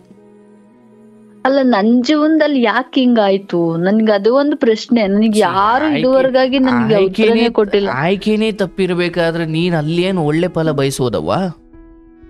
ಆಯ್ಕೆ ಹೇಳದ್ನಲ್ವಾ, ನನಗೆ ಹಿಂಗ ಆಗ್ತಿದೆ, ನಾನು ಆಗಲ್ಲ ಅಂತ ಹೇಳಿದ್ರು ಸ್ವಲ್ಪ ಬಲವಂತ ಆಯ್ತಲ್ಲ. ಅಲ್ಲಿ ಅಪ್ಪ ಅಮ್ಮಂಗ್ ನೋವು ಮಾಡಿ ಹೋದವ್ರು ಎಷ್ಟು ಜನ ಚೆನ್ನಾಗಿದ್ದಾರೆ. ಈಗ ನಾನ್ ಹೇಳ್ತೀನಿ, ನೀನ್ ಎಷ್ಟೋ ಇದನ್ ಕೇಳಿದೀನಿ, ಎಷ್ಟೋ ಇದ್ರಲ್ಲಿ ನೋಡಿದೀನಿ, ಅನುಭವಕ್ ಬಂದಿದೆ. ನಮ್ ಜೀವನದಲ್ಲೇ ಆಗ್ಬೇಕಂತೇನಿಲ್ಲ, ಬೇರೆಯವ್ರ ಇದ್ರಲ್ಲಿ ಆಗಿ ಅವ್ರ ಆಯ್ಕೆ ಅಂತೆ ಹೋಗಿ ಎಷ್ಟೋ ಜೀವನ ನರ್ಕ ಆಗಿರೋದು ನಾನು ನೋಡಿದೀನಿ.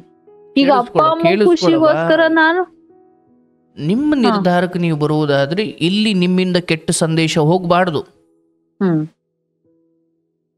ಅಂಡ್ ಅಪ್ಪ ಅಮ್ಮನ ಮಾತಿಗೆ ಬೆಲೆ ಕೊಟ್ಟಿತ್ತಪ್ಪ, ಇದನ್ನ ಇಟ್ಕೊಂಡು ನೀವು ಸಮಾಜಕ್ಕೆ ಏನ್ ಸಂದೇಶ ಕೊಡ್ತೀರಾ? ಸರಿ, ಸಮಾಜಕ್ಕೆ ಕೊಡ್ತಾ ಇಲ್ಲ, ನಾನು ಓನ್ ಒಪಿನಿಯನ್ ಹೇಳ್ತಾ ಇದ್ದೀನಿ, ನಾನು ಸಮಾಜಕ್ಕೆ ಕೊಡ್ತಾ ಇಲ್ಲ. ನನ್ಗೆ ಕೇಳಿಸ್ಕೊಳವ, ಅಪ್ಪ ಅಮ್ಮನ ಮಾತಿಗೆ ಬೆಲೆ ಕೊಡುವಷ್ಟು ಒಳ್ಳೆ ಹೆಣ್ಮಗಳು, ಅದು ಸರಿ. ಆದ್ರೆ ನಾನು ಅಥವಾ ಅಪ್ಪ ಅಮ್ಮ ಮಾಡಿದ ಆಯ್ಕೆ ಹೊಲಸು ಅಂತ ಗೊತ್ತಾದಾಗ ಎಚ್ಚೆತ್ತುಕೊಂಡು ಅದರಿಂದ ಬಿಡುಗಡೆ ಹೊಂದಿ ಅಥವಾ ಏನೋ ಒಂದೋ ಅನುಸರಿಸ್ಕೊಂಡು ಹೋಗಿ, ಇಲ್ಲ ನಾನು ಇದರಿಂದ ಬಿಡುಗಡೆ ಹೊಂದಿ, ಇಷ್ಟಾದ್ರೂ ಎಜುಕೇಶನ್ ನಿನಗಿತ್ತಲ್ವಾ? ಈ ಜಗತ್ತಲ್ಲಿ ಎಲ್ಲಾ ಆಯ್ಕೆಗಳು ಸರಿಯಾಗಿರ್ತವೆ ಅಂತ ಇಲ್ಲ, ಆದ್ರೆ ನನ್ನ ಆಯ್ಕೆ ತಪ್ಪು ಅಂತ ಗೊತ್ತಾದ ತಕ್ಷಣ ಎಚ್ಚೆತ್ಕೊಳ್ದೇ ಇರೋದು ಯಾರು ತಪ್ಪು? ಎಚ್ಚೆತ್ಕೊಂಡಿದ್ದಕ್ಕೆ ಎಲ್ರು ದೂರ ಆದ್ರು. ಮತ್ತೆ ಆ ಪ್ರಶ್ನೆ ನೀನ್ ಕೇಳಲೇಬಾರ್ದು, ಯಾಕಂದ್ರೆ ಮತ್ತೆ ಅದಾಯ್ತು. ಮತ್ತೆ ಈಗ ವಾಪಸ್ ಬರ್ತಾ ಇದಾರೆ. ಇವಾಗ ಹೇಳ್ತಿದಾರೆ, ನಿನ್ಗೆ ಹೆಂಗ್ ಅನ್ಸುತ್ತ ಹಂಗ್ ಮಾಡೋ, ನಿನ್ಗೆ ಹೆಂಗ್ ಅನ್ಸುತ್ತ ಹಂಗ್ ಮಾಡ್ರೆ ಸರಿ ಇರುತ್ತೆ. ಈಗ ನಾನು ಹೇಳೋದು, ಇಂತಹ ವಿಚಾರಗಳಲ್ಲಿ ನನ್ನ ಅಥವಾ ಹಿರಿಯರ ಈ ಹಿಂದೆ ಆದ ತಪ್ಪು ಆಯ್ಕೆಗಳ ಬಗ್ಗೆ ಯೋಚನೆ ಮಾಡ್ತಾ ಕೂರೋದ್ರಿಂದ ಬದುಕು ಹಸನಾಗೋದಿಲ್ಲ. ಇಲ್ಲ, ನಾನು ಯೋಚನೆನೆ ಮಾಡಲ್ಲ. ಯಾವಾಗಾದ್ರೂ ಒಂದ್ ಟೈಮ್ ಬರುತ್ತೆ. ಕೇಳಿಸ್ಕೊಳವ, ತಾಳ್ಮೆ ಇಟ್ಕೊ ಮೊದ್ಲು. ಅಂಡ್ ನಿನ್ನ ಎಲ್ಲ ಧರ್ಮ ಬುದ್ಧಿಯನ್ನು ನಾನು ಬಲ್ಲೆ, ಮತ್ತೆ ನೀನು ಇಷ್ಟು ಹೇಳಿದ ಕಥೆಯಲ್ಲಿ ನೀನು ಎಲ್ಲೆಲ್ಲಿ ಎಡವಟ್ಟು ಮಾಡಿದೀಯ ಅನ್ನೋದನ್ನು ಬಿಡಿಸಿ ಹೇಳಿದ್ದೀನಿ. ಅಂಡ್ ತೀರಾ ನಮ್ಮನ್ನು ನಾವು ನಾಶ ಮಾಡಿಕೊಳ್ಳುವಷ್ಟು ಒಳ್ಳೆಯತನ ಅದು ಯಾವತ್ತಿಗೂ ಧರ್ಮವಲ್ಲ. ಅಂದರೆ ಮೋಸಕ್ಕೆ ಮೋಸ ಅಂದರೆ ನನ್ನ ಒಂದು ಸುಳ್ಳಿನಿಂದ ನಾನು ಒಂದು ಹೆಜ್ಜೆ ಆಚೆ ಇಡೋದ್ರಿಂದ, ನಾನು ಅವರಿಗೆ ಎದುರು ಮಾತಾಡೋದ್ರಿಂದ ಅವರ ಅನ್ಯಾಯಗಳ ವಿರುದ್ಧ ನಾನು ತಿರುಗಿ ಬೀಳಬಹುದು ಅನ್ನೋದಾದರೆ ಆ ಮೋಸ ಮಾಡುವುದು ಧರ್ಮವೇ ಹೌದು. ಆದರೆ ನಾನು ಇಲ್ಲಿ ಎಚ್ಚೆತ್ಕೊಂಡು ಇವ್ರ ಬುದ್ಧಿ ನನಗೆ ಅರ್ಥ ಆದ ಮೇಲೆ ಇದೆಲ್ಲದರಿಂದ ಹೊರಗಡೆ ಬಂದು ನಾನೊಂದು ಸ್ವತಂತ್ರ ಬದುಕನ್ನು ಬದುಕಬೇಕು, ನೀನು ದುಡಿದು ನೀನು ಎಲ್ಲ ರೀತಿಯಲ್ಲೂ ಚೆನ್ನಾಗಿದ್ದಾಗ ಮತ್ತೆ ಎಲ್ಲರೂ ವಾಪಸ್ ಬರ್ತಾರೆ. ಇದು ನಿನ್ನ ವಿಚಾರದಲ್ಲ, ಎಲ್ಲರ ವಿಚಾರದಲ್ಲೂ ಇದು ಸತ್ಯ. ಯಾಕಂದರೆ ಹಣ್ಣು ಬಿಟ್ಟು ಮರಕ್ಕೆ ಕಲ್ಲು ಹೊಡೆಯೋದು ಅಥವಾ ನೆರಳಿರೋ ಮರದಡೆನೇ ಎಲ್ಲರೂ ಬಂದು ನಿಂತ್ಕೊಳ್ಳೋದು. ಈಗ ನೀನು ದುಡಿತಿದೀಯಾ, ಎಲ್ಲ ಚೆನ್ನಾಗಿ ನಡೀತಾ ಇದೆ, ಎಲ್ಲವೂ ಒಂದು ಮಟ್ಟಿಗೆ ಬಂತು ಅಂದಾಗ ಇಷ್ಟು ದಿನ ನೀನು ದ್ವೇಷಿಸ್ತಾ ಇದ್ದವರೆಲ್ಲ ನಿನ್ನ ಬಳಿ ಬರ್ತಾರೆ. ಹಂಗಂದ್ರೆ ನೀನು ಎಲ್ರಿಗೂ ತುಂಬಾ ಇಷ್ಟ ಆಗ್ಬಿಟ್ಟೆ ಅಂತ ಅಲ್ಲ. ಅವರು ಕೈ ಚಾಚ್ತಾ ಇರೋದು ನಿನ್ನ ಸ್ಥಿತಿವಂತ ಬದುಕಿದೆಯಲ್ಲ ಅದ್ರ ಜೊತೆನೆ ಹೊರತು ನಿನ್ ಜೊತೆ ಅಲ್ಲ. ಹೌದಲ್ಲ? ಸಮಾಜ ಅಥವಾ ಜನಗಳು, ಸಂಬಂಧಿಕರು ಕೈ ಚಾಚೋದು ನಿಮ್ಮ ಪರಿಸ್ಥಿತಿಗಳೊಂದಿಗೆ ಹೊರತು ನಿಮ್ಮೊಂದಿಗಲ್ಲ. ನೀವು ಸಿರಿವಂತರಿದ್ದೀರಿ, ಅದಕ್ಕೆ ಕೈ ಚಾಚ್ತಿದ್ದಾರೆ. ನಿಮ್ಮ ಸಿರಿವಂತಿಕೆ ನಿಮ್ಮಿಂದ ಹೊರಟು ಹೋಯ್ತಾ, ಅವ್ರು ಬಿಟ್ಟು ಹೋಯ್ತಾರೆ. ಯಾಕಂದ್ರೆ ಮೂಲಭೂತವಾಗಿ ನಿನ್ನ ವ್ಯಕ್ತಿತ್ವ ಇಷ್ಟಪಟ್ಟು ಬಂದವರಲ್ಲ, ನಿನ್ನ ಹತ್ರ ಇರೋ ಯಾವುದನ್ನೋ ಸಿರಿವಂತಿಕೆ ನೋಡಿ ಬಂದವರು. ಈಗ ನೀನು ಬುದ್ಧಿ ಕಲಿಬೇಕಾಗಿರೋದು ತಾಯಿ, ನೀನು ಕೋಟಿ ದುಡಿ, ಲಕ್ಷ ದುಡಿ, ಇವರೆಲ್ಲರ ವಿಚಾರವಾಗಿ ಎಂದೂ ಈಗ ಬಂದರೂ ನನ್ನ ಬಗ್ಗೆ ಒಳ್ಳೆ ಮಾತಾಡ್ತವ್ರೆ, ಇವ್ರು ಹಿಂಗೇ ನನ್ನ ಪರ ಇರ್ತಾರೆ ಅನ್ನೋ ಯಾವ ಭ್ರಮೆಯೂ ಯಾವತ್ತೂ ಇಟ್ಕೊಳ್ಬೇಡ. ನಿನ್ನ ಮಗಳಿಗೂ ಅವರೆಲ್ಲರ ಗಾಳಿ ಸೋಕದ ಹಾಗೆ ನೀನು ನೋಡ್ಕೊಳ್ಬೇಕು. ಯಾಕಂದ್ರೆ ತಾಯಿ, ಇಲ್ಲಿ ನೀನು ಹಣಕಾಸು ವಿಚಾರದಲ್ಲಿ ಎಷ್ಟೇ ದೊಡ್ಡವಳಾಗು, ಏನೇ ಸ್ಥಿತಿವಂತಳಾಗು, ಆದರೆ ಗಂಡನಿಂದ ದೂರ ಇದ್ದಾಗ ಅದು ನಿನ್ನ ಮಗಳ ಬದುಕಿನ ಮೇಲೂ ಪ್ರಭಾವ ಬೀರುತ್ತೆ. ಹಂಗಂತ ಅಲ್ಲಿ ಹೋಗಿ ಸೇರ್ಕೊಂಡ್ಬಿಡು ಅಂತ ನಾನು ಹೇಳ್ತಾ ಇಲ್ಲ. ಆದ್ರೆ ನಾನು ಕೇಳಿದೆ, ನನ್ನ ಮಗುನು ಕೇಳ್ದೆ ನನ್ಗೆ ಏನ್ ಗೊತ್ತಾ, ನನ್ನ ಒಬ್ಳು ಒಪಿನಿಯನ್ ಮುಖ್ಯ ಅಲ್ಲ. ಮಗು ಬೆಳೀತಾ ಇದೆ, ಸ್ಕೂಲಲ್ಲಿ ಕೇಳ್ತಾರೆ ಮಕ್ಳು, ನನ್ನನ್ನು ನೋಡಿದೀನಿ ನಾನು. ಮಗುಗೆ ಅಪ್ಪ ಅಮ್ಮ ಇಬ್ರು ಮುಖ್ಯ ಆಗತ್ತೆ. ಅವಳು ನೋಡಿ ಹೇಳೆ, ಕಣ್ಣಾರ ಕಂಡಿ ಹೇಳೆ, ಈಗ ಕೇಳ್ತೀನಿ ನಾನು, ನೀನ್ ಈ ತರ ಬರುತ್ತೆ, ನಾನು ಎಷ್ಟು ಬಿಡ್ಸಿ ಹೇಳ್ತೀನಿ ಅಂದ್ರೆ ಕುತ್ಕೊಂಡು, ಎಂತ ಸಣ್ಣ ಮಕ್ಳಿಗೂ ಅರ್ಥ ಆಗತ್ತೆ ಆತರ ಹೇಳ್ತೀನಿ. ಹಿಂಗೆ ಪಾಪ ನಿನಗ್ ಬೇಕಾಗುತ್ತೆ, ಇಬ್ರು ಬೇಕಾಗುತ್ತೆ, ನೋಡು ಇಷ್ಟ ಇದ್ರೆ ಹೋಗ್ಬಿಡಣ, ಏನೋ ಕಷ್ಟನೋ ಏನೋ ನಾನು ನುಂಗ್ಕೊಂಡ್ ನಾನು ಇರ್ತೀನಿ, ನಿನಗ್ ಬೇಕಾ ಅಂತ ಕೇಳ್ದೆ ಅವಳಿಗೆ. ಬೇಕಾದ್ರೆ ನೀನ್ ಹೋಗು, ನಾನ್ ಬರಲಿಲ್ಲ ಅಂದ್ಲು. ನೋಡವ ತಾಯಿ, ನಾನು ಹೇಳೋದು, ಸಾಧ್ಯವಾದ್ರೆ ಆ ಪುರುಷನನ್ನ ನಿನ್ ಬಳಿ ಕರೆಸ್ಕೊ. ನೀನ್ ಅಲ್ಲಿಗೆ ಹೋಗೋ ಬುದ್ಧಿ ಈಗ ಬೇಡ. ಇಲ್ಲ, ನಾನು ಹೋಗದೆ ನನ್ ಮನ್ಸಲ್ಲಿರೋದೇನು ಅಂದ್ರೆ, ನಾನು ಹೋಗೋದ್ ಬೇಡ, ನಾನು ಕರ್ಸ್ಕೊಳ್ಳೋದ್ ಬೇಡ. ಯಾಕಂದ್ರೆ ಇದು 1-2 ಸರಿದಲ್ಲ, ಇದು ಮಿನಿಮಮ್ ಏನಿಲ್ಲ ಅಂದ್ರೆ ಒಂದು 50-60 ಸಾರಿ ಬಂದಿಯಾರೆ. ಪ್ರತಿ ಸರಿನೂ ಓಡಾಡ್ಲಿಕ್ಕಿದೇನೀದ ಒಂದತ್ರ ನೆಲೆ ಊರಿ ನಾವು ಇದು ಮರ್ಯಾದೆ ಅನ್ನೋದಿರುತ್ತಲ್ವಾ, ಪ್ರತಿ ಸರಿನೂ ಓಡಾಡ್ಲಿಕ್ಕೆ ಆಗಲ್ಲ ನನಗೆ. ನಿನ್ನ ಧರ್ಮ ಬುದ್ಧಿ ಶ್ರೇಷ್ಠವಾದದ್ದೇ ತಾಯಿ, ಆದ್ರೆ ಇವರ ಮುಂದೆ ನಿನ್ ಧರ್ಮ ಬುದ್ಧಿ ಅವ್ರಿಗೆ ಅದಕ್ಕೆ ನಿಲ್ಲಲ್ಲ. ಅದು ಧರ್ಮನ ನಿಲ್ಲದೇ ಇಲ್ಲ. ಹಾಗಂತ ನಿನ್ ಧರ್ಮವನ್ನು ನೀನ್ ಬಿಡಬೇಡ. ಯಾವತ್ತು ಕೈ ಹಿಡಿಯೋದು ಧರ್ಮ, ಅದು ಇಹಲೋಕದಲ್ಲೂ ಪರಲೋಕದಲ್ಲೂ. ಯಾಕಂದ್ರೆ ಅಧರ್ಮದಿಂದ ನಾನು ಬೇಗ ಸಮಸ್ಯೆಗಳಿಂದ ಪಾರಾಗಬಹುದು, ಬಡತನದಿಂದ ಸಿರಿವಂತಿಕೆಗೆ ಬರಲಿಕ್ಕೆ ನನಗೆ ಅಕ್ರಮ ಸಂಬಂಧ ಅಥವಾ ಅಕ್ರಮ ಮಾರ್ಗಗಳು ಸಹಾಯ ಮಾಡಬಹುದು. ಆದ್ರೆ ಅವು ಇಲ್ಲಿ ಸುಖ ಕೊಟ್ಟು ಯಾವತ್ತು ನನ್ಗೆ ಏನ್ ಗೊತ್ತಾ, ಈ ಕಾಮ, ಕ್ರೋಧ, ಮೋಹ, ಮದ, ಮತ್ಸರ ಇವ್ಯಾವುದ್ರ ಮೇಲೂ ಇಲ್ಲ. ನಾನ್ ನಂಬಿರೋದು ದೇವ್ರು, ನೆಕ್ಸ್ಟ್ ನನ್ ದುಡಿಮೆ ಅಷ್ಟೇ ತಾಯಿ. ಅದ್ರಿಂದ 4 ಜನಕ್ಕೆ ಒಳ್ಳೇದಾದ್ರೂ ಆಗ್ಲಿ, ಬೇರೆ ಇದರಿಂದ ನನ್ ದುಡಿಮೆಲೆ ಕೊಟ್ಟಿದೀನಿ, ಆ ದುಡಿಮೆಯಿಂದ ಒಳ್ಳೇದಾಗಿದೆ ನಿನ್ನಿದ್ರಿಂದ ಅಂತಾನು ಹೇಳಿಸ್ಕೊಂಡಿದೀನಿ, ಅವರಿಂದನೂ ನಾನ್ ಮೋಸ ಹೋಗಿದ್ದೀನಿ, ಎಲ್ಲಾನು ಆಗೈತೆ ಜೀವನದಲ್ಲಿ. ಅಂದ್ರೆ ಅದರ ಅರ್ಥ ಅಂತಿಮವಾಗಿ ಮಾರಲ್ ಆಫ್ ದಿ ಸ್ಟೋರಿ, ಭಗವಂತ ನನಗೆ ಎಲ್ಲೂ ದ್ರೋಹ ಮಾಡಿಲ್ಲ ಅಥವಾ ನನ್ನ ಆಯ್ಕೆಗಳಿಂದ ನನ್ನ ಜೀವನ ಬರ್ಬಾದಾಯ್ತು ಅಂತಲೂ ಅಲ್ಲ. ನಮ್ಮ ಅದು ಓದೋ ಸಮಯದಲ್ಲಿರ್ಬೋದು, ಮದುವೆ ವಿಚಾರದಲ್ಲಿರ್ಬೋದು, ನಾಳೆ ಮಕ್ಕಳ ವಿಚಾರದಲ್ಲಿರ್ಬೋದು, ನಮ್ಮ ಎಲ್ಲಾ ಆಯ್ಕೆಗಳು ನಮ್ಮ ಪರನೇ ಕೆಲಸ ಮಾಡ್ತವೆ ಅಂತ ಇಲ್ಲ. ಹಾಗಾಗಿ ಆಯ್ಕೆಗಳನ್ನು ದೂಷಿಸುವುದು ಬೇಡ. ಆಯ್ಕೆ ಮಾಡಿಕೊಂಡ ಮೇಲೆ ಅದರಿಂದ ಬರೋ ಒಳ್ಳೆಯದು ಕೆಟ್ಟದ್ದನ್ನು ಎದುರಿಸ್ಲಿಕ್ಕೆ ಮಾತ್ರ ನಾವು ತಯಾರಾಗಿರ್ಬೇಕು. ಯಾಕಂದ್ರೆ ಬದುಕು ಅನ್ನೋದು ಎಲ್ಲರಿಗೂ ಒಂದು ಸಮಾನವಾದ ಅವಕಾಶ, ಎಲ್ಲರಿಗೂ ಸಮಾನ.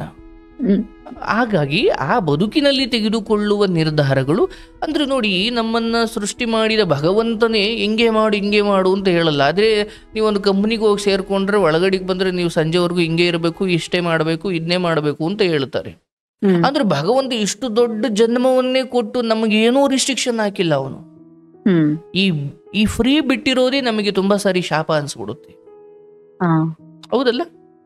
ಹಾಗಾಗಿ ಆಯ್ಕೆಗಳ ಕುರಿತು ತೆಗೆದುಕೊಳ್ಳುವ ಮುಂಚೆ ಒಂದು ರಿಸರ್ಚ್, ತೆಗೆದುಕೊಳ್ಳುವ ಮುಂಚೆ ಚಿಂತನೆ, ತೆಗೆದುಕೊಂಡಾದ್ಮೇಲೆ ಕೇವಲ ಅನುಭವಿಸೋದು. ಅದು ಒಳ್ಳೇದಾದ್ರೂ ಬರ್ಲಿ, ಕೆಟ್ಟದಾದ್ರೂ ಬರ್ಲಿ. ಅದು ತಂದೆ ತಾಯಿ ಮಾಡಿದ್ರ, ನಾನೇ ಮಾಡ್ಕೊಂಡ, what ever it is. Acid ಕೈ ಮೇಲೆ ಬಿದ್ದ ಮೇಲೆ ಅದು ಬೇರೆಯವ್ರು ಹಾಕುದ್ರ, ನಾನೇ ಮಿಸ್ ಆಗಿ ಮ್ಯಾಲ್ ಬೀಳಿಸ್ಕೊಂಡ, ಅಂತಿಮವಾಗಿ ಚಿಕಿತ್ಸೆ ಪಡ್ಕೊಳ್ಳೋದಷ್ಟೇ ನೆಕ್ಸ್ಟ್ ನೋಡ್ಬೇಕು ಹೊರತು ಯಾರು ಹಾಕುದ್ರು ಅಂತ ನೋಡ್ಕೊಂಡ್ ಕೂತ್ಕೊಂಡ್ರೆ ಕೈ ಸುಟ್ಟು ಹೋಗಿರುತ್ತೆ, ಹೌದಲ್ಲವಾ? ಹಾಗಾಗಿ ಪರಿಣಾಮಗಳನ್ನು ಎದುರಿಸೋದಿಕ್ಕೆ ಬದುಕು ಇರೋದೇ ಹೊರತು ಆಯ್ಕೆಗಳನ್ನು ದೂಷಿಸ್ತಾ ಕೂರೋದಿಕ್ಕಲ್ಲ. ಹಾಗಾಗಿ ಈ ಗಂಡನ ಸಂಬಂಧ ಹೆಂಗ್ ಬಂತು, ಯಾರು ಕಟ್ಟಿದ್ರು, ನನಗೆ ಯಾಕೆ ಬಂತು, ನೀವು ಇಲ್ಲ ಆತರ ಯೋಚನೆ ಬರೋದಿಲ್ಲ. ಯಾವಾಗ ಒನ್ ಟೈಮ್ ಈಗ ನಿನ್ ಬಾಯಲ್ಲಿ ಬಂತಲ್ವಾ, ಯಾಕೆ ನನಗಿದು ಅಂತ, ಯಾಕೆ ನನ್ನ ಬದುಕಲ್ಲಿದು ಅಂತ. ಅದಕ್ಕೆ ನಾನು ಹೇಳಿದೆ, ಇನ್ನು ಮುಂದೆಯೂ ತಪ್ಪುಗಳು ನಿರ್ಧಾರಗಳಾಗ್ತವೆ. ಇದೇನು ಕೊನೆ ಅಥವಾ ಇದೇ ಮೊದ್ಲು ಅಂತಲೂ ಅಲ್ಲ. ಆದ್ರೆ ಪರಿಸ್ಥಿತಿಗಳು, ಸಮಸ್ಯೆಗಳು ಬಂದಾಗ ಪರಿಹಾರದ ಬಗ್ಗೆ ನಾನು ಹೇಳಿದ್ನಲ್ಲ, ಆಸಿಡ್ ಕೈ ಮೇಲೆ ಬಿದ್ದಾಗ ಅದು ನಾನೇ ಬೀಳಿಸ್ಕೊಂಡು ಇನ್ನೊಬ್ರು ಹಾಕುದ್ರು, ಅದು ಆಮೇಲೆ ಯೋಚನೆ ಮಾಡೋಣ. ಈಗ ಆಸ್ಪತ್ರೆಗೆ ಹೋಗಿ ಅದಕ್ಕೆ ಪರಿಹಾರ, ಅದರ ಟ್ರೀಟ್ಮೆಂಟ್ ತಗೊಳ್ಬೇಕು. ಹಾಗೆ ಸಮಸ್ಯೆಗಳಿಗಿಂತ ಪರಿಹಾರಗಳ ಬಗ್ಗೆ ಚಿಂತನೆ ಮಾಡೋನು ಬದುಕಲ್ಲಿ ಮೇಲೆ ಬರ್ತಾನೆ. ಈಗ ಫ್ರೆಂಡು, ಎಲ್ಲ ಫ್ರೆಂಡು ಅವರು ಬೇಕು ಇವರು ಬೇಕು ಅಂತ ಎಲ್ಲ ಒದ್ದಾಡ್ತಿದ್ದೆ. ಕಡೆಗೆ ಎಲ್ಲ ಒಂದ್ ದಿವಸ ಕೈ ಕೊಟ್ರು. ಆಗ ಯಾಕೆ ಇವರೆಲ್ಲ ಕೈ ಕೊಟ್ರು ಅನ್ನೋದಕ್ಕಿಂತ, ಓಹೋಹೋ ನಾನು ಅತಿಯಾಗಿ, ಅಂದ್ರೆ ಅಧ್ಯಾತ್ಮವು ಅದನ್ನೇ ಹೇಳುತ್ತೆ, ಮತ್ತೆ ನಾರ್ಮಲ್ ಸೊಸೈಟಿನೂ ಅದನ್ನೇ ಹೇಳುತ್ತೆ, ನಿನ್ನ ಹೊರತಾಗಿ ಇನ್ಯಾರನ್ನೂ ನೀನು ಬಲವಾಗಿ ಹಚ್ಕೊಳ್ಬಾರ್ದು. ಯಾಕಂದ್ರೆ ಈ ದೇಹದಿಂದ ನೀನು ಹೊರಗಡೆ ಹೋಗುವ ಸಮಯ ನಾಳೆನೋ ನಾಡಿದ್ದು, ಅದಕ್ಕೆ ನಾವು ಸಾವು ಅಂತ ಹೆಸರು ಕೊಟ್ಟಿದ್ದೀವಿ. ಅದು ಯಾವಾಗ ಬೇಕಾದ್ರೂ ಆಗಬಹುದು. ನೀನು ಹೋದ್ಮೇ ಅಂದ್ರೆ ನೀನು ಯಾರಿಗೋ ತುಂಬಾ ಹಚ್ಕೊಂಡ್ಬಿಟ್ಟಿದ್ದೀಯ ಅಂದಾಗ, ಒಂದು ಅವ್ರಿಗೇನೋ ಆದ್ರೆ ನಿನಗೆ ದುಃಖ ಆಗುತ್ತೆ, ಇಲ್ಲ ಅವ್ರು ಯಾರೋ ನಿನ್ನನ್ನು ತುಂಬಾ ಹಚ್ಕೊಂಡಿದ್ದಾರೆ ಅಂದ್ರೆ ನೀನು ಹೋದ್ರೆ ಅವ್ರಿಗೆ ದುಃಖ ಆಗುತ್ತೆ. ಅಂದ್ರೆ ಈ ಬಾಂಧವ್ಯಗಳೇ ದುಃಖಕ್ಕೆ ಕಾರಣವಾಯ್ತು ಅಂತ ಅರ್ಥ. ಆದ್ರೆ ಇದರ ಮಾರಲ್ ಏನು, ಅಥವಾ ಮತ್ತೆ ಹಚ್ಕೊಳ್ಬಾರ್ದ, ಹೇಗಿರ್ಬೇಕು ಅಂದ್ರೆ, ನಮ್ಮ ಕೃಷ್ಣ ಪರಮಾತ್ಮ ಭಗವದ್ಗೀತೆಯಲ್ಲಿ ಹೇಳ್ತಾನೆ, ತಾವರೆ ಹೂವಿನ ಎಲೆಗಳಿದ್ದಂತೆ, ಕೆಸರಲ್ಲೇ ಇದ್ರೂ ಒಂದು ಹನಿ ಕೆಸರನ್ನ ಆ ತಾವರೆ ಎಲೆ ತನ್ನ ಮೇಲೆ ಹಾಕೊಳ್ಳಲ್ಲ, ಏನೇ ಕೆಸರು ಮೇಲೆ ಹಾಕಿದ್ರು ಉಂಡುಂಡೆಯಾಗಿ ಕೆಳಗೆ ಬಿದ್ದು ಹೋಗುತ್ತಂತೆ. ಹಾಗೆ ಮಗಳ ಜೊತೆ ಇರಿ, ಮನಿಕರ ಜೊತೆ ಇರಿ, ಆದರೆ ಸತ್ಯ ಏನಂದ್ರೆ ಇವರೆಲ್ಲರೂ ಈ ಪ್ರಯಾಣದಲ್ಲಿ ಜೊತೆ ಬರ್ತಾ ಇರೋರೇ ಹೊರತು ನಿನ್ನ ಆತ್ಮದೊಂದಿಗೆ ಪ್ರಯಾಣಿಸುವ ಸಾಧ್ಯತೆ ಯಾರೂ ಬರಲ್ಲ. ಗುಂಡಿ ತಕ ಸಂಬಂಧಿಕರು ಎಲ್ರೂ ಒಂದೊಂದು ಇಡೀ ಮಣ್ಣು ಹಾಕ್ತಾರೆ, ಒಳ್ಳೊಳ್ಳೆ ಹೂನಾರ ಹಾಕ್ತಾರೆ ಅಷ್ಟೇ. ಅದಾದ್ಮೇಲೆ ಬಂದು ನೀನು ಆತ್ಮದ ರೂಪದಲ್ಲಿ ಅಯ್ಯೋ ನಾನು ಇಲ್ಲೇ ಇದ್ದೀನಿ ಅಂತ ಬಡ್ಕೊಂಡ್ರು ನೀನು ಯಾರ ಕಣ್ಗೂ ಕಾಣಲ್ಲ. ಅಂದ್ರೆ ಈ ಚೆನ್ನಾಗಿರುವ ಈ ದೇಹ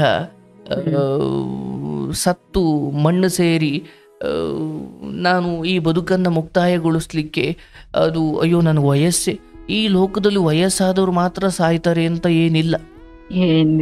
ಇವತ್ತು ಮಲ್ಕೊಂಡಿದ್ರೆ ಇವತ್ತು ಈ ಕ್ಷಣ ಅಷ್ಟೇ ನಮ್ದು, ನಾಳೆ ಬೆಳಿಗ್ಗೆ ಹೇಳ್ತೀವೋ ಇಲ್ವೋ ಅದು ಗೊತ್ತಿಲ್ಲ. ಅಂದ್ರೆ ಸಾವಿಗೆ ರೋಗ ಬೇಕು ಅಂತ ಇಲ್ಲ, ವಯಸ್ಸಾಗಿರ್ಬೇಕು ಅಂತ ಇಲ್ಲ, ಅಥವಾ ಏನೋ ಡಿಪ್ರೆಷನ್ ಅಲ್ಲೇ ಇರಬೇಕು ಅಂತ ಇಲ್ಲ. ಎಲ್ಲ ಚೆನ್ನಾಗಿದ್ದವನು ಮಲಗದವನು ಎದ್ದೋಳದೇ ಇಲ್ಲ. ಅಂದ್ರೆ ಯಾರು ಈ ಸಾವಿನ ರಹಸ್ಯವನ್ನ, ಸಾವಿನ ಅನಿಶ್ಚಿತತೆಯನ್ನ ಯೋಚನೆ ಯಾವಾಗಲೂ ಮಾಡ್ತಾನೋ ಅವನು ಯಾರಿಗೂ ನೋವು ಕೊಡೋಕೆ ಹೋಗಲ್ವಂತೆ, ಯಾರಿಂದಲೂ ಮೋಸಕ್ಕೊಳಗಾಗಲ್ವಂತೆ, ಯಾವುದಕ್ಕೂ ದುಃಖ ಪಟ್ಟುಕೊಳ್ಳಲ್ವಂತೆ.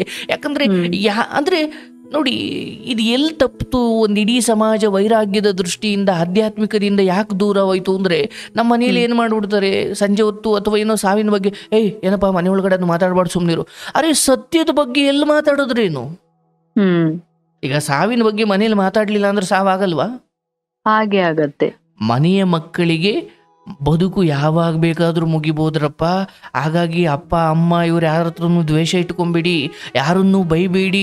ಯಾಕಂದ್ರೆ ಇವತ್ತು ಮಲಗಿದವು ನಾಳೆ ಎದ್ದೇಳೋದಿಲ್ಲ. ಸಾವಿನ ಬಗ್ಗೆ ಯಾರು ಅತಿ ಹೆಚ್ಚು ಜ್ಞಾನವನ್ನು ಮಕ್ಕಳಿಗೆ, ಸಮಾಜಕ್ಕೆ ಕೊಡ್ತಾರೋ ಆ ಸಮಾಜ ಒಬ್ಬ ಇನ್ನೊಬ್ಬನಿಗೆ ದ್ರೋಹ ಮಾಡುವ ಯೋಚನೆಯಿಂದಲೇ ದೂರ ಹೋಗುತ್ತಾನೆ. ಯಾಕಂದ್ರೆ ಬದುಕು ಇಷ್ಟು ಅನಿಶ್ಚಿತನ ಅಂತದ್ದು ಅವನಿಗೆ ಅರ್ಥವಾಗುತ್ತೆ. ಇಷ್ಟು ನೀರ ಮೇಲಿನ ಗುಳ್ಳೆ ಅಂತ ಅನ್ನೋದು ಅರ್ಥವಾದಾಗ ಯಾರಿಗೋ ಮೋಸ ಮಾಡೋ ಬುದ್ಧಿ ಯಾಕೆ ಬರುತ್ತೆ? ಆದ್ರೆ ಈ ಬದುಕು ಶಾಶ್ವತ ಅಂದುಕೊಂಡಾಗ ನಾನು ತುಂಬಾ ಮೋಸ ಮಾಡಿ ತುಂಬಾ ಕೂಡಿಡೋಣ ಅಂತ ಬುದ್ಧಿ ಬಂದ್ಬಿಡುತ್ತೆ. ಸಾವನ್ನ ಯಾರು ಪ್ರೀತಿಯಿಂದ ಅಧ್ಯಯನ ಮಾಡ್ತಾನೆ ಅವನು ನಿಜವಾದ ಜ್ಞಾನಿ. ಸಾವಿಗೆ ಯಾರು ಹೆದರ್ತಾ ಹೋಗ್ತಾನೆ ಅವನು ಯಾವಾಗ್ಲೂ ಭಯದಲ್ಲೇ ಇರ್ತಾನೆ. ಹಾಗಾಗಿ ನಮ್ಮಲ್ಲಿ ಗರುಡ ಪುರಾಣ ಅದ್ರ ಬಗ್ಗೆ ಬಹಳ ಚೆನ್ನಾಗಿ ಹೇಳುತ್ತೆ. ನಮ್ಮ ಜೊತೆ ಬರ್ತಕ್ಕಂಥದ್ದು ನಾವು ಮಾಡಿದ, ನೀನು ಏನೇನು ಯಾರ್ಯಾರಿಗೂ ಒಳ್ಳೇದು ಬಯಸಿದ್ದಲ್ಲ ತಾಯಿ, ಅದು ಯಾವುದೂ ವ್ಯರ್ಥ ಅಲ್ಲ. ನಿನಗೆ ಇಲ್ಲಿ ಅಷ್ಟು ನೆಮ್ಮದಿ ಸಿಗದೆ ಹೋದ್ರು ಪರಲೋಕದಲ್ಲಿ ನಿನಗೆ ನೆಮ್ಮದಿ, ಸ್ವರ್ಗ ಖಂಡಿತ. ಆದ್ರೆ ನೆಮ್ಮದಿ ಸಿಕ್ಕಿದೆ, ನೆಮ್ಮದಿ ಇಲ್ಲ ಅಂತೇನಿಲ್ಲ. ತುಂಬಾ ಚೆನ್ನಾಗಿದ್ದೀನಿ, ಒಂಟಿ ಇದ್ರು ತುಂಬಾ ಖುಷಿಯಾಗಿದ್ದೀನಿ, ತುಂಬಾ ಚೆನ್ನಾಗಿದ್ದೀನಿ. ಭಗವಂತನ ಧ್ಯಾನ ಮಾಡ್ತೀನಿ. ನನ್ಗೆ ಎಲ್ಗಾರ ಹೋಗ್ಬೇಕು, ದೇವ್ರ ನೋಡ್ಬೇಕು ಅನ್ಸಿದ್ರೆ ಆ ಸೆಕೆಂಡ್ ಅಲ್ಲಿ ಯಾವ ಮುಖಾಂತರನಾರ ಆಗ್ಲಿ ಅಷ್ಟು ಬೇಗ ನೋಡ್ತೀನಿ ಹೋಗಿ. ಒಳ್ಳೇದು ತಾಯಿ. ಎಂತ ಕೆಲ್ಸ ಇದ್ರೂ ಪರವಾಗಿಲ್ಲ, ನನ್ನ ನೋಡ್ಬೇಕು ಅಂತ ನನ್ ಮನ್ಸಿಗೆ ಬಂದ್ರೆ ಸಾಕು, ಆ ಸೆಕೆಂಡ್ ಆಗಿ ಆಲೆ ಯಾವ್ದಾದ್ರೂ ಮುಖಾಂತರ ಆಗ್ಲಿ ನನ್ ಏನ್ ಕೇಳಿದ್ರುನ ಆ ಸೆಕೆಂಡ್ ಆಗ ನೋಡ್ಬೇಕು ಅಂತ ಅನ್ಸಿರ ಆ ಯಾವ ಮುಖಾಂತರನಾರ ಹೋಗಿ ನೋಡಿರ್ತೀನಿ. ಅದ್ ಯಾರ ಮುಖಾಂತರನೇ ಆಗ್ಲಿ ಏನೇ ಆಗ್ಲಿ, ಎಷ್ಟೇ ದೂರ ಇರ್ಲಿ, ನನಗ್ ಜಾಸ್ತಿ ನಂಬಿಕೆ ದೇವ್ರಂದ್ರೆ ನನ್ ಶಿವ ಮತ್ತೆ ನನ್ ರಾಘವೇಂದ್ರ ಸ್ವಾಮಿ. ಒಳ್ಳೇದವ. ನನಗ್ ನೋಡ್ಬೇಕು ಅಂತ ರಾಘವೇಂದ್ರ ಸ್ವಾಮಿಗೆ ನನಗ್ ಮನ್ಸ್ಫೂರ್ತಿಯಾಗಿ, ಅಪ್ಪ ನನ್ಗೇನು ಕೇಳಲ್ಲ, ನನ್ಗೆ ಅಪ್ಪ ನನ್ ಯಾಕೋ ನನ್ಗೆ ತುಂಬಾ ಇದಾಗ್ತಾ ಐತೆ, ನಿನ್ನ ನೋಡ್ಬೇಕು ನನ್ಗೆ ಅನ್ನಿಸ್ತಾ ಐತೆ ಅಂದ್ರೆ ಸಾಕು, ಯಾವ ಮುಖಾಂತರನೇ ಆಗ್ಲಿ ಏನೇ ಆಗ್ಲಿ ಆ ಇದ್ರಲ್ಲೇ ಕರ್ಸ್ಕೊಂತಾನೆ. ಕೂತಲ್ಲಿ ಭಗವಂತನನ್ನ ಕಾಣುವ ಶಕ್ತಿಯನ್ನ ಮನುಷ್ಯ ತನ್ನ ಜೀವಿತಾವಧಿಯಲ್ಲಿ ಪಡ್ಕೊಳ್ಬೇಕು. ನನಗ್ ಯಾರು ಇದಿಲ್ದಿರೋ ಸಾಕು, ನನಗ್ ಭಗವಂತನ ದಯೆ ಮಾತ್ರ ತುಂಬಾ ಇದೆ.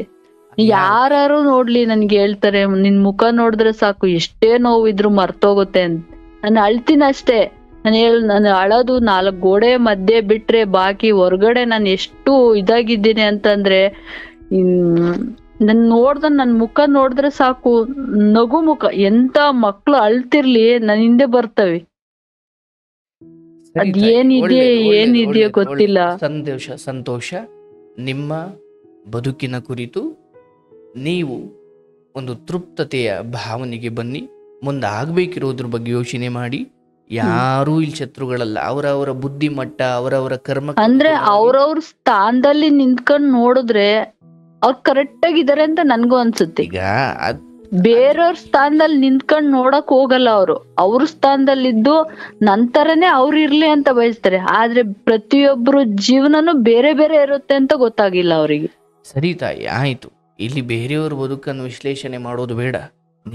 ನಿನ್ನ ಬದುಕು, ನಿನ್ನ ಧರ್ಮ ತೀರಾ ಕುರುಡಾದಾಗ ಈ ಮಟ್ಟಿಗೆ ಬಂದು ತಲುಪ್ತೀಯ ನೀನು. ಅರ್ಥ ಆಯ್ತಲ್ಲ? ಧರ್ಮ ಆ ದೀಪ ಇದ್ದಂತೆ, ಅದು ನನಗೂ ಬೆಳಕು ಕೊಡಬೇಕು, ಇನ್ನೊಬ್ಬರಿಗೂ ಬೆಳಕು ಕೊಡಬೇಕು. ಇನ್ನೊಬ್ಬರಿಗೆ ಬೆಳಕು ಕೊಡುವ ಬರದಲ್ಲಿ ನನ್ನ ದಾರಿಯೇ ಕತ್ಲಾದಾಗ ದೀಪದ ಸಮೇತ ಹಳ್ಳಕ್ ಬಿದ್ದೋಯ್ತೀನಿ ನಾನು. ಅರ್ಥ ಆಯ್ತಲ್ಲ? ಅದು ಆ ಬೆಳಕು ಇತರರಿಗೂ ಬೆಳಕು ಕೊಡಬೇಕು, ಸ್ವಯಂ ನನಗೂ ನನ್ನ ದಾರಿಗೂ ಅದು ಬೆಳಕಾಗಿರಬೇಕು. ಈ ನನ್ನ ದಾರಿ ಕತ್ತಲಾಗುವಷ್ಟು ಧರ್ಮ ತೀರಾ ಕುರುಡಾಗ್ಬಿಟ್ರೆ ಅದು ನನ್ನನ್ನೇ ಮುಚ್ಚಿ ಹಾಕ್ಬಿಡುತ್ತೆ. ಶುಭವಾಗಲಿ. ಈ ಎಲ್ಲ ಅನುಭವಗಳು ನಿನ್ನ ಈ ಜನ್ಮ, ನಿಮ್ಮ ನಾಳಿನ ಬದುಕು, ಮುಂದಿನ ಜನ್ಮ ಎಲ್ಲದಕ್ಕೂ ಒಂದು ಅನುಭವದ ರೂಪದಲ್ಲಿ ಮುಂದುವರಿಯುತ್ತೆ. ಆದರೆ ಯಾರ ಬಗ್ಗೆನೂ ದ್ವೇಷ ಇಟ್ಕೊಳ್ಬೇಡಿ, ಯಾರ ಕುರಿತೂ ಅಸಮಾಧಾನ ಬೇಡ. ಮುಂದಿರುವ ಸವಾಲುಗಳನ್ನು ಲೆಕ್ಕ ಇಟ್ಕೊಳ್ಳಿ, ಮುಂದಿರುವ ಸವಾಲುಗಳನ್ನು ಪಟ್ಟಿ ಮಾಡಿ ಅದಕ್ಕೆ ನಿಮ್ಮನ್ನು ಮಾನಸಿಕವಾಗಿ, ಶೈಕ್ಷಣಿಕವಾಗಿ, ಫಿನಾನ್ಷಿಯಲಿ, ಸ್ಪಿರಿಚುಯಲಿ, ಮೆಂಟಲಿ, ಫಿಸಿಕಲಿ ನಾಳೆಯ ಸವಾಲುಗಳಿಗೆ ನನ್ನನ್ನು ನಾನು ತಯಾರು ಮಾಡ್ಕೊಳ್ಬೇಕೆ ಹೊರತು ನೆನ್ನೆಗಳ ವಿಚಾರ ಆಯಿತು ಕೋರ್ಟ್ದೇನು ನಡೀತಾ ಇದೆ ಅದಕ್ಕೆ ಒಂದು ಮುಕ್ತಿ ಹಾಡಿ ಕೋರ್ಟಲ್ಲಿ ಆಗೋದು ಬೇರೆ. ಆದರೆ ಮನಸ್ಸಲ್ಲೇ ಒಂದು ಡೈವರ್ಸ್, ಮನಸ್ಸಲ್ಲೇ ಒಂದು ವಿಚ್ಛೇದನ ಆಗೋಗಿದೆ.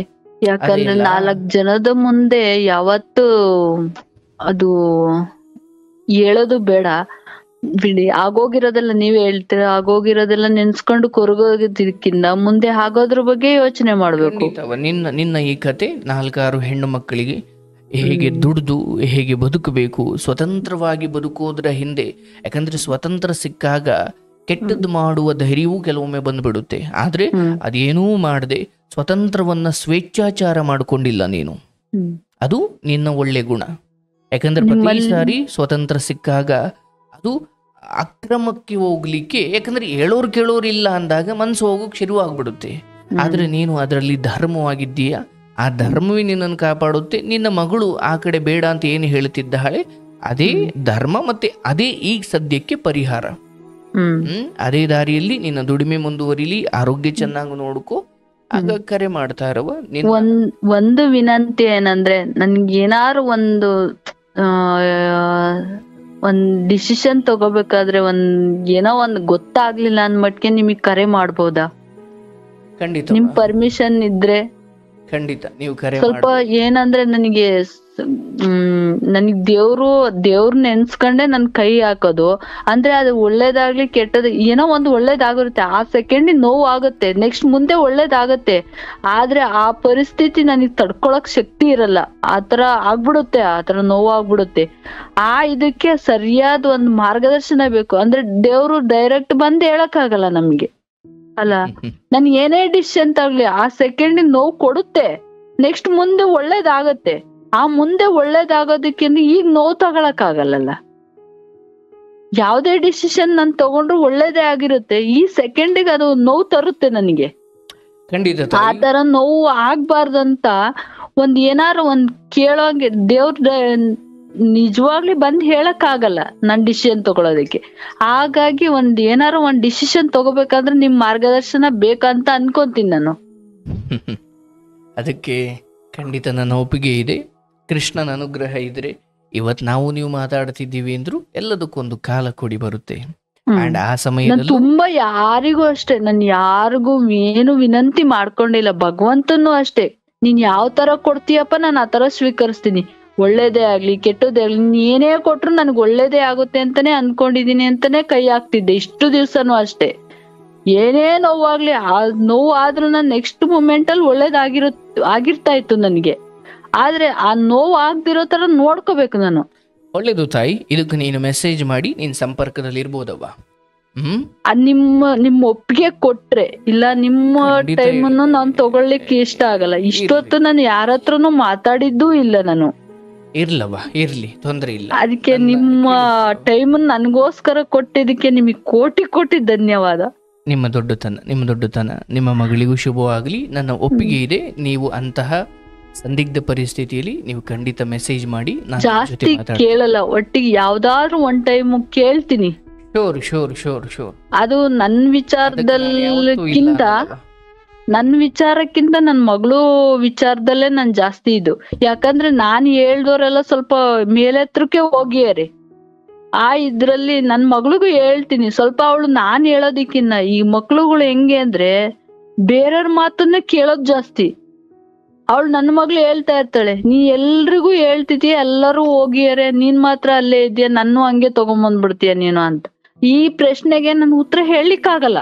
ಅದಕ್ಕೆ ಕೆಲವೊಬ್ರು ಒಳ್ಳೆಯವ್ರಿಂದ ಹೇಳ್ಸಿದ್ರೆ ಅವಳಿಗೆ ಒಳ್ಳೇದಾಗತ್ತೆ. ಈಗ ಬೇರೆಯವ್ರ ಮಾತು ಕೇಳ್ತಾಳೆ ಸ್ವಲ್ಪ. ಅವಳು ನನ್ ಮಾತು ಕೇಳಲ್ಲ ಅಂತಿಲ್ಲ, ಕೇಳ್ತಾಳೆ. ಅಂದ್ರೆ ಅವ್ರದೆಲ್ಲ ಕೇಳಿ ಆದ್ಮೇಲೆ ನಿಂದೆ ಸರಿ ಅಂತ ಮತ್ ನನ್ ರೂಟಿಗೆ ಬರ್ತಾಳ ಅವಾಗ ಲಾಸ್ಟ್ ಮೂಮೆಂಟ್ ಅಲ್ಲಿ. ಸರಿ, ಅದ್ರ ವಿಚಾರ ಚರ್ಚೆ ಹೆಚ್ಚು ಬೇಡ. ನಾನು ಭರವಸೆ ಕೊಟ್ಟಿದ್ದೀನಿ, ಒಪ್ಪಿಗೆ ಕೊಟ್ಟಿದ್ದೀನಿ, ನೀನ್ ನನ್ ಜೊತೆ ಯಾವಾಗ ಬೇಕಾದ್ರೂ ಮಾತಾಡ್ಬೋದವ್ವ. ಯಾವ ತರ ನೀವ್ ಯಾವಾಗ ಬ್ಯುಸಿ ಬರ್ತಿರುತ್ತೆ, ನಂಗ್ ಟೈಮ್ ಸಿಗಲ್ಲ. ಈಗ ನೋಡಿ ಇವಾಗ ಮೆಸೇಜ್ ಮಾಡಿದ್ರೆ ನಮ್ಮವರು ಅಥವಾ ನಾನು ಅದನ್ನ ನೋಡ್ತೀವಿ. ಅಂಡ್ ಏನೇ ಇದ್ರು ಸ್ವಲ್ಪ ಒಂಚೂರು ತಡವಾಗಬಹುದು, ಬಟ್ ನಾನು ಖಂಡಿತ ನಿಮಗೆ ಸಮಯ ಕೊಡ್ತೀನಿ. ಅರ್ಥ ಆಯ್ತಲ್ಲ? ನಿಮ್ ಟೈಮ್ ಅನ್ನ ವೇಸ್ಟ್ ಮಾಡಲ್ಲ. ನನ್ ಮಗಳಿಗೋಸ್ಕರ ಒಂದ್ 5 ನಿಮಿಷ ಅವಳಿಗೆ ಹೇಳ್ಬಿಟ್ರೆ ಸಾಕು. ನನಗೆ ಅವಳಿಗೆ ಹೇಳಿದ್ರೆ ನನಗೆ ಸಮಾಧಾನ ಅನ್ಸುತ್ತೆ. ಖಂಡಿತ ತಾಯಿ. ಇದು ನಾನು ನಿನಗೆ ಕೊಡ್ತಾ ಇರೋ ಮಾತು. ಖಂಡಿತ ನಾನು ನಿಮ್ ಜೊತೆ ಮಾತಾಡ್ತೀನಿ. ಧೈರ್ಯವಾಗಿರಿ, ಎಲ್ಲವೂ ಸರಿಯಾಗಿ ಹೋಗ್ತಾ ಇದೆ. ನಿಮ್ಗೆ ಇನ್ನಷ್ಟು ಶುಭವಾಗುತ್ತೆ.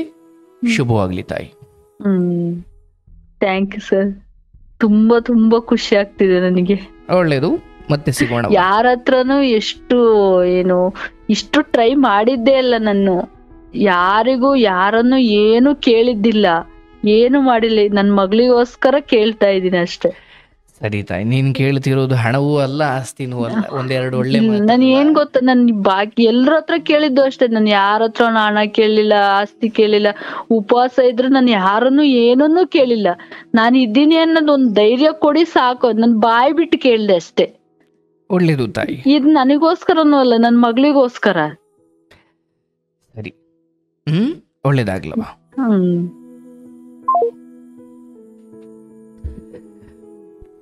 ಪಾಪ ಬದುಕಲ್ ಕಷ್ಟ ನೋಡಿದ್ದಾರೆ, ಮಗಳಿಗೋಸ್ಕರ ಬದುಕ್ತಾ ಇದ್ದಾರೆ.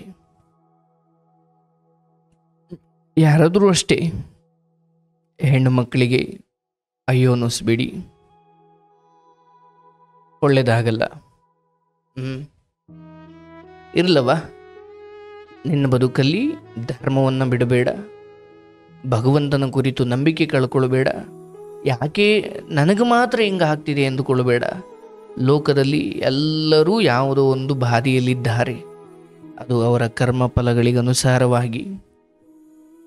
ಬಂದಿದ್ದನ್ನು ನಿವಾರಿಸಿಕೊಳ್ಳುವುದಕ್ಕೆ ಗುರುಗಳಿಗೆ, ಭಗವಂತನಿಗೆ ಶರಣಾದರೆ ಆ ಮೂಲಕ ನಮ್ಮ ಪಾಪಗಳನ್ನು ನಾವು ಕಳ್ಕೊಳ್ಬೋದು. ಶುಭವಾಗಲಿ.